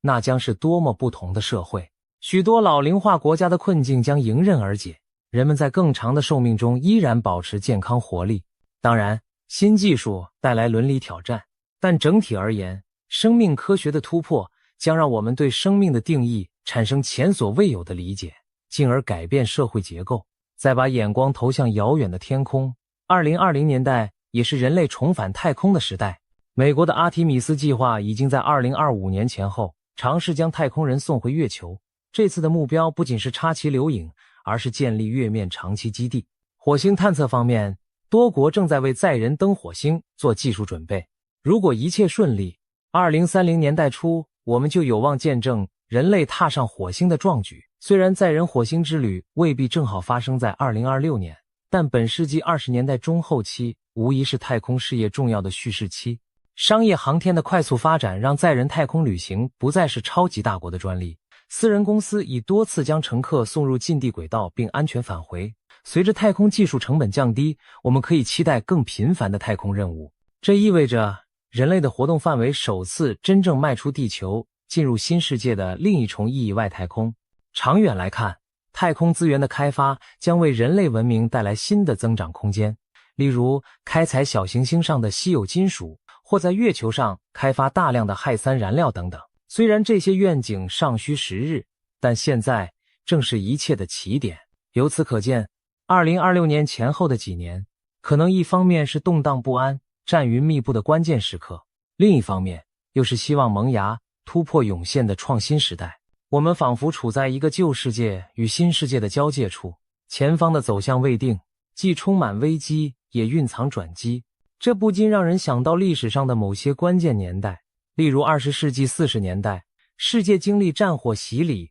却也催生了联合国体系和战后新的国际秩序。再比如18世纪末，封建王朝在革命风暴中倒塌，随之而来的是民族国家和民主思想的崛起。历史有其惊人的相似之处。今天我们面临的中共政权挑战、全球权力转移和科技革命浪潮交织在一起，很可能孕育出新一轮世界格局的重塑。那么我们该以怎样的心态来面对这个不确定的未来？或许最好的态度就是保持警醒，但不失希望。一方面要看到问题的严峻性，毕竟任何一个环节的失控都可能给无数生命带来苦难。国际社会需要比以往更紧密的合作来度过这场风暴。另一方面，也要相信人类的智慧和韧性。每当到了最危急的关头，人类往往能激发出改变自身命运的创造力与勇气。也许正是在种种危机的倒逼下，我们将加速采取行动，无论是缓和冲突还是发展新技术，去化解那些威胁文明的难题。最后，让我们回到开头列举的那些惊人预测，中共2026天命断裂也好，习近平2027消失也罢，这些未来场景最终是否会成真，现在下定论还为时尚早。同样，三峡大坝会不会出现异变？广东是否真的带头自治？伊朗的革命之火何时真正点燃？欧洲会否彻底决裂？这一连串问号只能交给时间解答。唯一可以确定的是，我们正生活在一个剧烈变动的前夜，种种征兆都在昭示着旧有的稳定格局正在松动，一个充满未知的新时代渐行渐近。或许若干年后回首，我们会发现2026年前后真的是历史课本上的分水岭，人类由此踏上一条全新的道路，希望那将是一条浴火重生之路，而非万劫不复之路。历史的大戏已然开幕，让我们拭目以待，见证这段不平凡的时代篇章。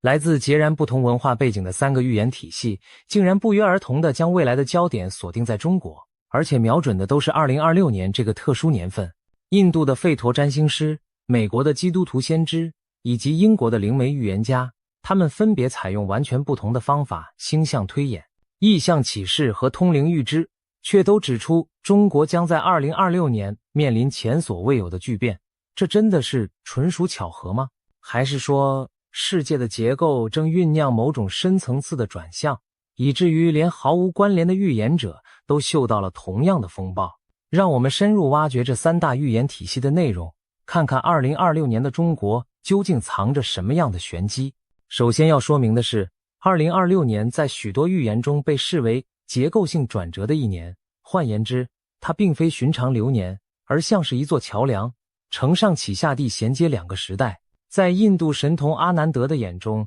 ，2026年就是这样一个改变大局的关键年份。他指出，根据吠陀占星的长期行星周期计算，人类社会正进入一个数世纪难遇的转换期，而2026年正是转折点。在这一年里，人类可能经历系统性的大破大立，旧的秩序土崩瓦解，新的创新和重建随之而来。这种破坏重生的周期过去也曾发生过，例如2020年前后，全球的巨变就被他视为此长周期的开端，如今延续到2026，会迎来结果逐渐明朗化的一幕。阿南德强调，这并不是危言耸听的末日预言，而是希望大家提高警觉，提早准备，因为巨变之中同样孕育着突破与机遇。阿南德，阿比嘎阿南德是谁呢？熟悉预言圈的人对他绝不陌生。这位印度年轻的吠陀占星师被称为印度神童，早在10几岁时就以精准预测疫情走势等事件而声名大噪。他擅长运用古老的吠陀占星学来解析全球运势。在他发表的2026年预测中，他语气冷静却信息量惊人。2026年将是一个罕见的结构性转折年份，世界格局会出现肉眼可见的巨变。其中一项引人注目的提示是中国西北部存在一个重新被触发的重大地缘政治风险。也就是说，阿南德从星象中看到，中国西北部那块在过去一段时间相对沉寂的区域将再度陷入动荡与不安。为什么偏偏是中国西北？要知道，西北部对中国来说是一个别具意义的方向，那里包括新疆以及与中亚、南亚接壤的广袤边境地带。近年来，这一地区表面上相对平静，但历史上却潜藏着许多未了的因果，民族与宗教的张力，边境纠纷的余波，以及大国角力的投影。阿南德的占星分析暗示，这片沉睡的火山可能在2026年被某种力量重新引爆。他用吠陀占星的术语说，这是沉睡的业力再度浮现，伴随着土星与拉胡北焦点的紧张组合，预示着突发性的动荡事件可能出现，而非长期战乱。这类型的星象往往代表内部压力点被触发，不对称冲突浮现，或者某种意识形态引发的震荡。换成通俗的语言，就是中国西北可能发生出人意料的事件，时间虽不会太长，但冲击足以震动天下。我们不妨大胆猜测一下，这重大风险会是什么？是否可能是新疆地区潜伏已久的紧张局势突然爆发，例如内部出现骚乱或恐怖袭击，再度成为全球焦点？还是说中国在西北边境与邻国，比如印度或中亚国家之间的旧有冲突被重新激化。想想看，就在几年前，中印两国曾在喜马拉雅山脉西段爆发激烈的边境对峙，虽然双方很快降温，但那条边界至今暗流涌动。2026年会不会又出现类似的场景？也可能是一场突如其来的自然灾害，例如新疆天山一带的大地震带来地缘政治后果。吠陀占星学强调的是整体格局与因果循环，不一定细指事件形式，但方位和时机都在那里。西北中国2026，当这些线索叠合起来时，不免让人联想到中国的民族问题、边陲挑战与一带一路战略节点。阿南德给出的只是一个坐标与一个时间窗口，但已足够引人深思。中国这头沉睡的西北猛兽是否将在转折之年被某种力量唤醒？阿南德之外，美国的布兰登则提供了截然不同风格的预言图景。如果说阿南德是透过行星轨迹洞察人间业力，那布兰登·比格斯 Brandon Biggs 则是透过宗教意象和梦启示在传达信息。布兰登是一位虔诚的基督徒，所谓的守望者。他曾因准确预言美国前总统川普遭遇刺杀未遂而声名大噪，令许多人对他的意象刮目相看。如今站在2025年末至2026年初的门槛上，布兰登反复强调他感受到一种前所未有的紧迫感。在最近的讲道节目中，他语气凝重地形容即将到来的事件，严重程度可比珍珠港事件，甚至犹如电影《红色黎明》里描绘的亡国危机。听到这样的比喻，难免让人心头一颤。红色黎明讲的是某种共产势力入侵美国，国内年轻人奋起抵抗的故事。布兰登提到这部电影，显然是将未来的危机比作特洛伊木马式的内部颠覆。美国可能不会被外敌正面击败，但内部的渗透已如慢性毒药般深入骨髓，一旦时机成熟，便会突然发作。听起来，布兰登是在警告美国面临一场来自内部的灾难。然而，这背后的黑手是谁？从上下文来看，他暗指的正是一股共产集权势力的幽灵。他在灵里看见大量人员早已潜伏在美国社会的各个角落，只等命令一下就会同时行动。他甚至具体描述了意象中涉及的地点：繁华的夏威夷檀香山商业街，人潮如织的佛州奥兰多迪士尼乐园，都出现在他的画面中。那些象征欢乐与安全感的场所，反而成为阴谋者理想的目标，因为人们在这些地方最容易放松警惕。他警示说，渗透者可能伪造身份混入安保、清洁等内部岗位，以平民之姿待命。真正可怕的是，人们往往被固有印象蒙蔽，认为威胁只会来自明显的敌对者，却不知道最危险的敌人恰恰可能穿着你习以为常的外衣。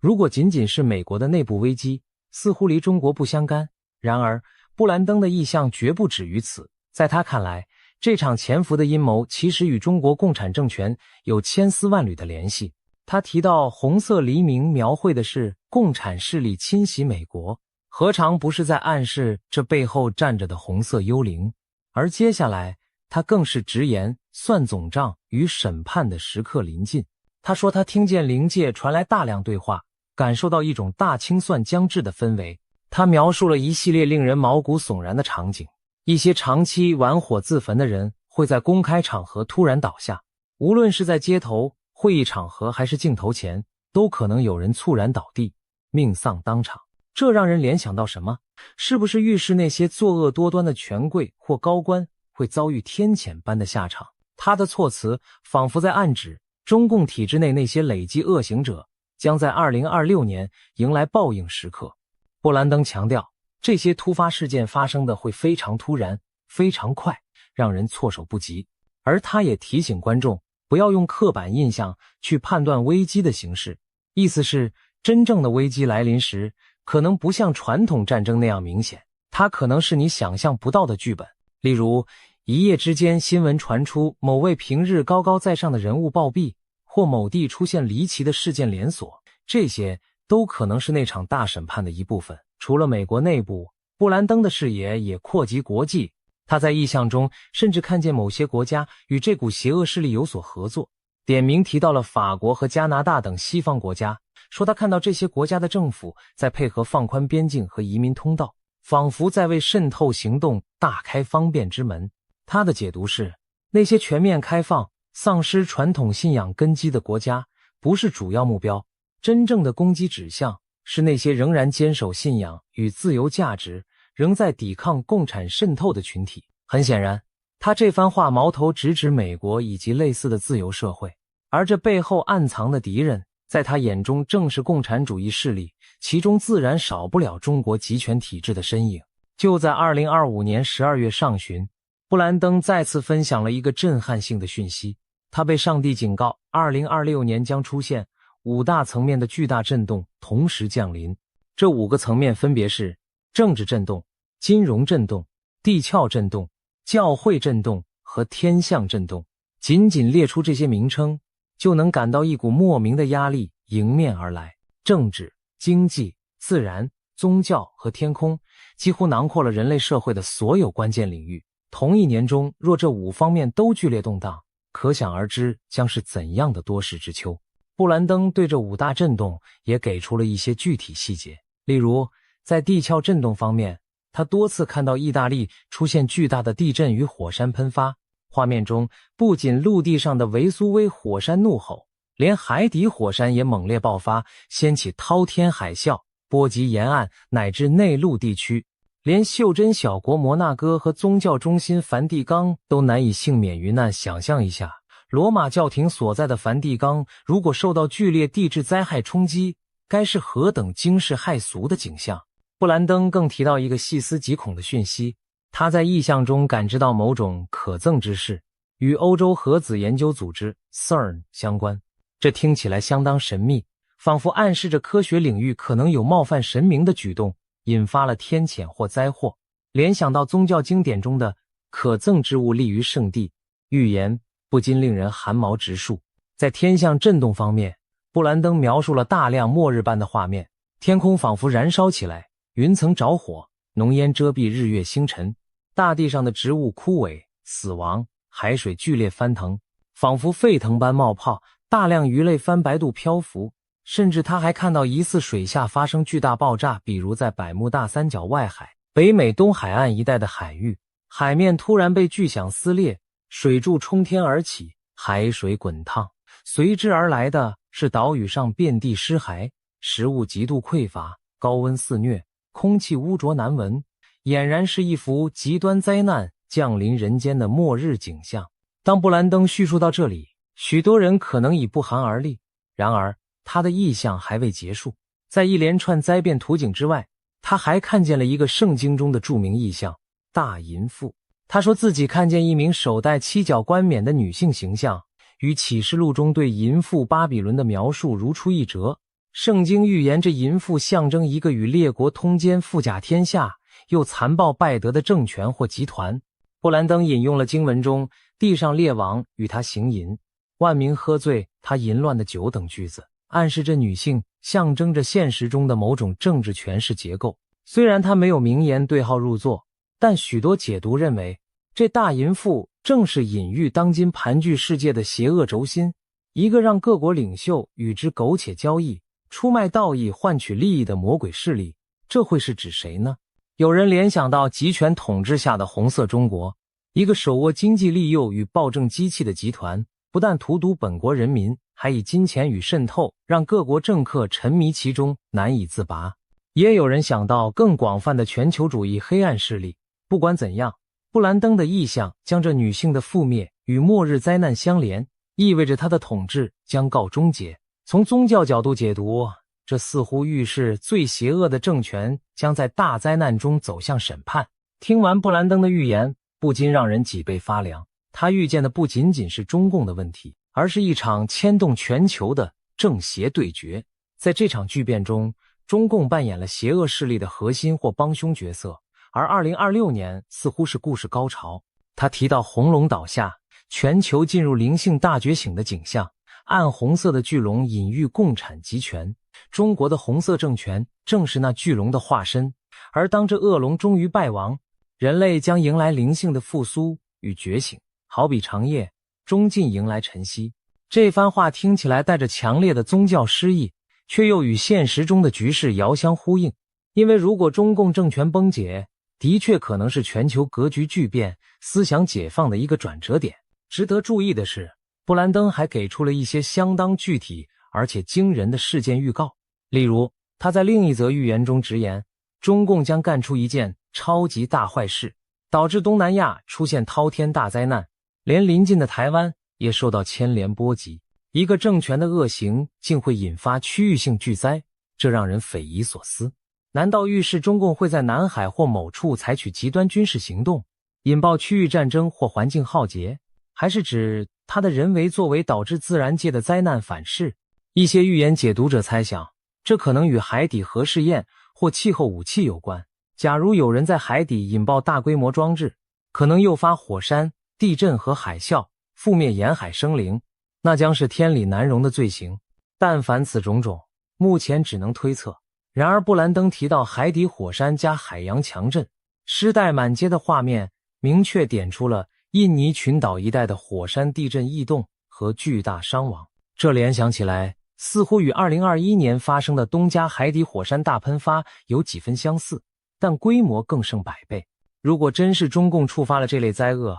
那将是对大自然犯下的滔天大罪，必然招致毁灭性的报应。综合布兰登的种种预言元素，我们看到一幅惊心动魄的图景。中国的红色政权在全球黑暗计划中扮演要角，但终将在末日审判般的灾厄中土崩瓦解。这与阿南德的星象提示不谋而合，一个地区性的大动荡将牵动中国命运。而接下来要介绍的第3位预言者，则更直接地谈到了中共体制自身的崩溃。英国灵媒克雷格·帕克是欧洲近年来颇受瞩目的一位预言家，媒体时常以新时代的诺查丹马斯来形容他，因为他多次精准预测了重大事件。据传英国脱欧、公众人物逝世，甚至全球疫情等，他都有相当程度的料事先知。帕克的预言风格不同于阿南德的学理推演和布兰登的宗教隐喻，他常常以直观的意象和明确的语言点出未来事件。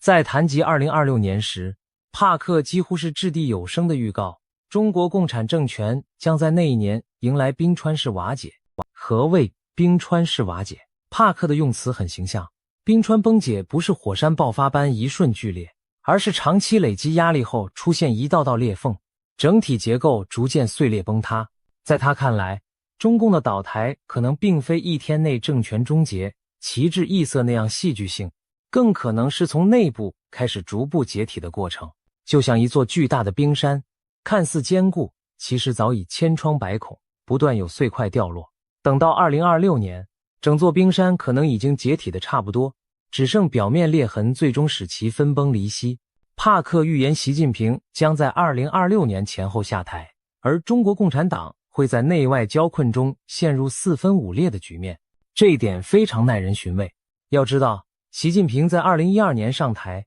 迄今一路巩固权力，被外界视作新时代的强人。但是最近，中国内部其实暗涌频仍，高层人士异动诡谲，经济压力沉重，地方债务危机，以及民间对极端清零政策的反弹等等，都让习的统治蒙上一层阴影。帕克的话仿佛在提示，习时代将在那一年走向终章。不管是因为权斗、健康还是意外，总之习会退出历史舞台。而没有了绝对权威的中共，内部派系将各摊各的地盘，导致政权裂解。更惊人的是，帕克认为中国的巨变不会孤立发生，而是全球专制政权连锁倒台的一环。他指出，2026年将是独裁者们排队谢幕的年份，不止北京当局、德黑兰的集权、哈瓦那的老共党，甚至平壤的世袭政权都可能面临终局。就在2025年底，帕克已经验证了自己部分预言的精准。他曾点名预言委内瑞拉的强人马杜罗会突然垮台，结果仅过了2天，美国就对马杜罗政权发出最后通牒，并启动前所未有的制裁。马杜罗一时间命悬一线，这样的命中率让人不得不对他2026年的预言格外上心。帕克在谈到中国时，除了政权崩溃，还特别提到了台海危机。他警告2026年在台湾海峡及相关列强之间可能上演一次极其惊险的准战争危机。所谓准战争，就是差点开战却惊险收场的重大对峙事件。他形容可能会发生雷达锁定、军舰对峙、战机擦枪走火等惊魂场面，美中之间或者中日之间仿佛只差一记扳机就全面开战。然而最终或许凭借克制或天命，战争没有真爆发，但这次事件将彻底改变各国对中共的态度，使之成为全球公敌，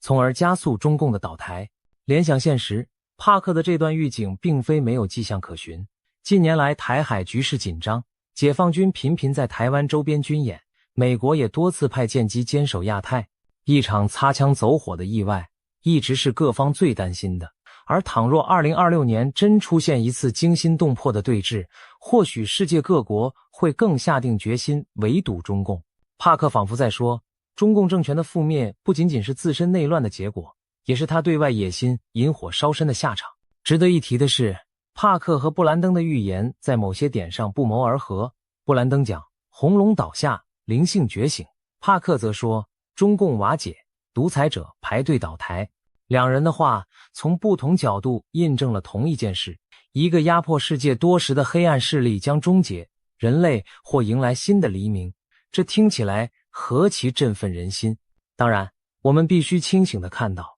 预言中的黎明之前还有极为混乱与黑暗的长夜。帕克自己也预计，在政权解体的过程中，中国内外会经历震荡。例如，他提到四国大战的场景，也许指的是围绕中国的几个重要国家可能发生冲突交织，甚至牵动世界格局重新洗牌。可能的解读是，中共垮台时，内有各派军头混战，外有周边列强卷入或介入，使局面一度失控，但最终结果将是集权倒下，新秩序逐步建立。现在我们把视线拉回到罕见重合这个主题上。三位预言者来自印度、欧美、宗教三个不同领域，居然不约而同把中国作为2026年的关键主角。他们一个给出了风险的地点与时间，中国西北2026年；一个提供了象征性的意象，红龙、淫妇、五大震动；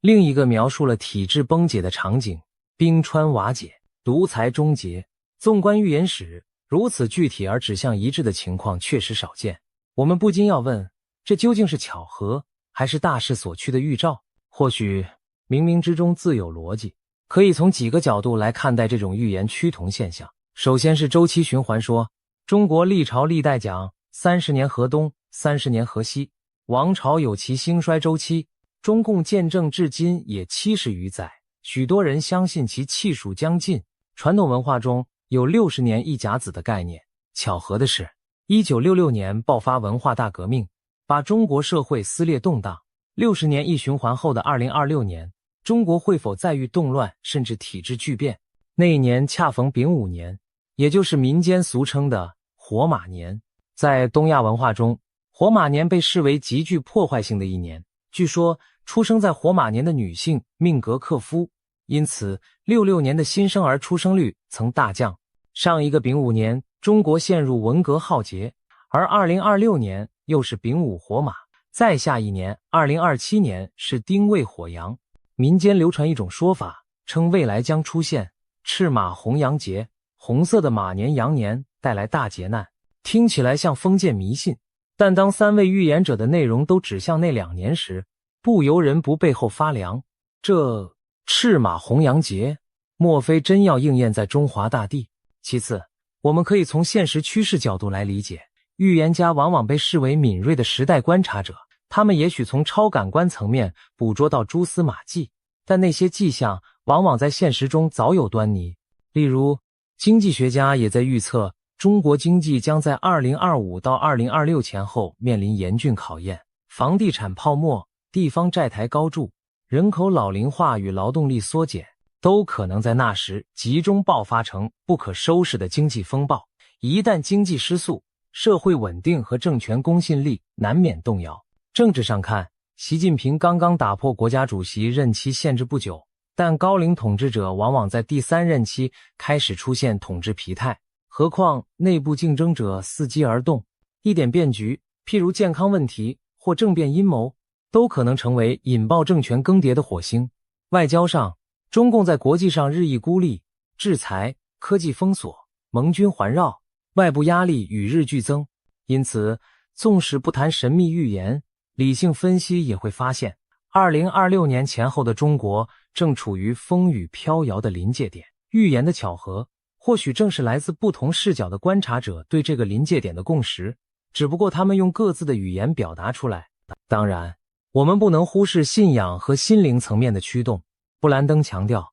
人们必须重拾良知与信仰，才能在2026年迎来好的变化。这提醒我们，大变局年代往往也是人心觉醒的年代。如果中共倒台，对14亿中国人民和全世界意味着什么？也许意味着脱离集权枷锁，迎来信仰自由和思想解放的新纪元。法轮功等团体多年宣传天灭中共的宿命论，认为中共之恶业终将引来天谴毁灭。基督教预言者则是共产主义为敌基督式的邪灵，需要以属灵征战予以清除。而传统的中国术数家或占星师则从阴阳五行和星辰运行中看到其盛极而衰的命数。三种预言体系的结论惊人的一致，一个时代要结束了，而中国正是这场结局与开端的核心舞台。也许有人会怀疑，预言毕竟不是现实，是否言过其实？的确，我们无法证明这些超自然的信息真伪，但历史告诉我们，朝代的覆亡往往伴随种种异象。就拿中国历史来说，每逢王朝末年，常有天灾人祸频，仍被人们解读为失德招致天谴的表现。明朝灭亡前夕，天有流星坠落紫禁城；清朝将亡时，连年大旱与瘟疫四起。现在，预言者们看到的火海、烈焰、天摇地动，恰如古人所记录的那些末世景象，只不过更具全球规模，不由令人深思。中共号称无神论，但真到了天地变色的时候，又岂能逃脱因果？当前，我们正身处2026年的前夜，耳边仿佛已能听到远方隆隆雷声。从阿南德的占星图上看，命运的行星正运转到关键交汇点。从布兰登的祷告声中听来，他急切地呼吁世人悔改自救，因为审判近了。从帕克平静的讲述里读出，他仿佛早已目睹那庞大的红色巨人轰然坍塌的情景。我们这些凡人该如何面对如此充满戏剧性的未来呢？或许最重要的是保持清醒与善念。无论预言是否会100%成真，它至少为我们敲响了警钟。一场可能改写历史的大变局正在酝酿，个人和家庭最好提前做好心理和生活上的准备。如果2026年真如这三路预言所示，中国发生巨变，全球受到震撼，那将是人类近代史上极为关键的一章。一个延续数十年的集权体制可能终告瓦解，与之相伴的是灾难、危机、阵痛，但也可能带来新生、希望与重建。就像漫长黑夜之后的拂晓，东方的天际往往是先透出一抹鱼肚白，但在曙光放亮之前，黑暗常常最深。现在黎明前的黑暗或许正向我们袭来，然而黎明一旦降临，光明将覆盖大地。最后，不妨带着一丝期待与敬畏，静观未来的演变。我们或许正在亲历历史的转折，站在风暴前夜的寂静中。当2026年的钟声敲响之际，真相将逐渐揭幕。那些预言的场景会一一到来吗？红龙真的会倒在自己吐出的火海中吗？亦或一切云淡风轻？预言终究只是预言，无论结果如何，时间终将给出答案。让我们睁大双眼，见证这场罕见的命运重合。2026留给中国，也留给世界的篇章，正在等待我们一同书写。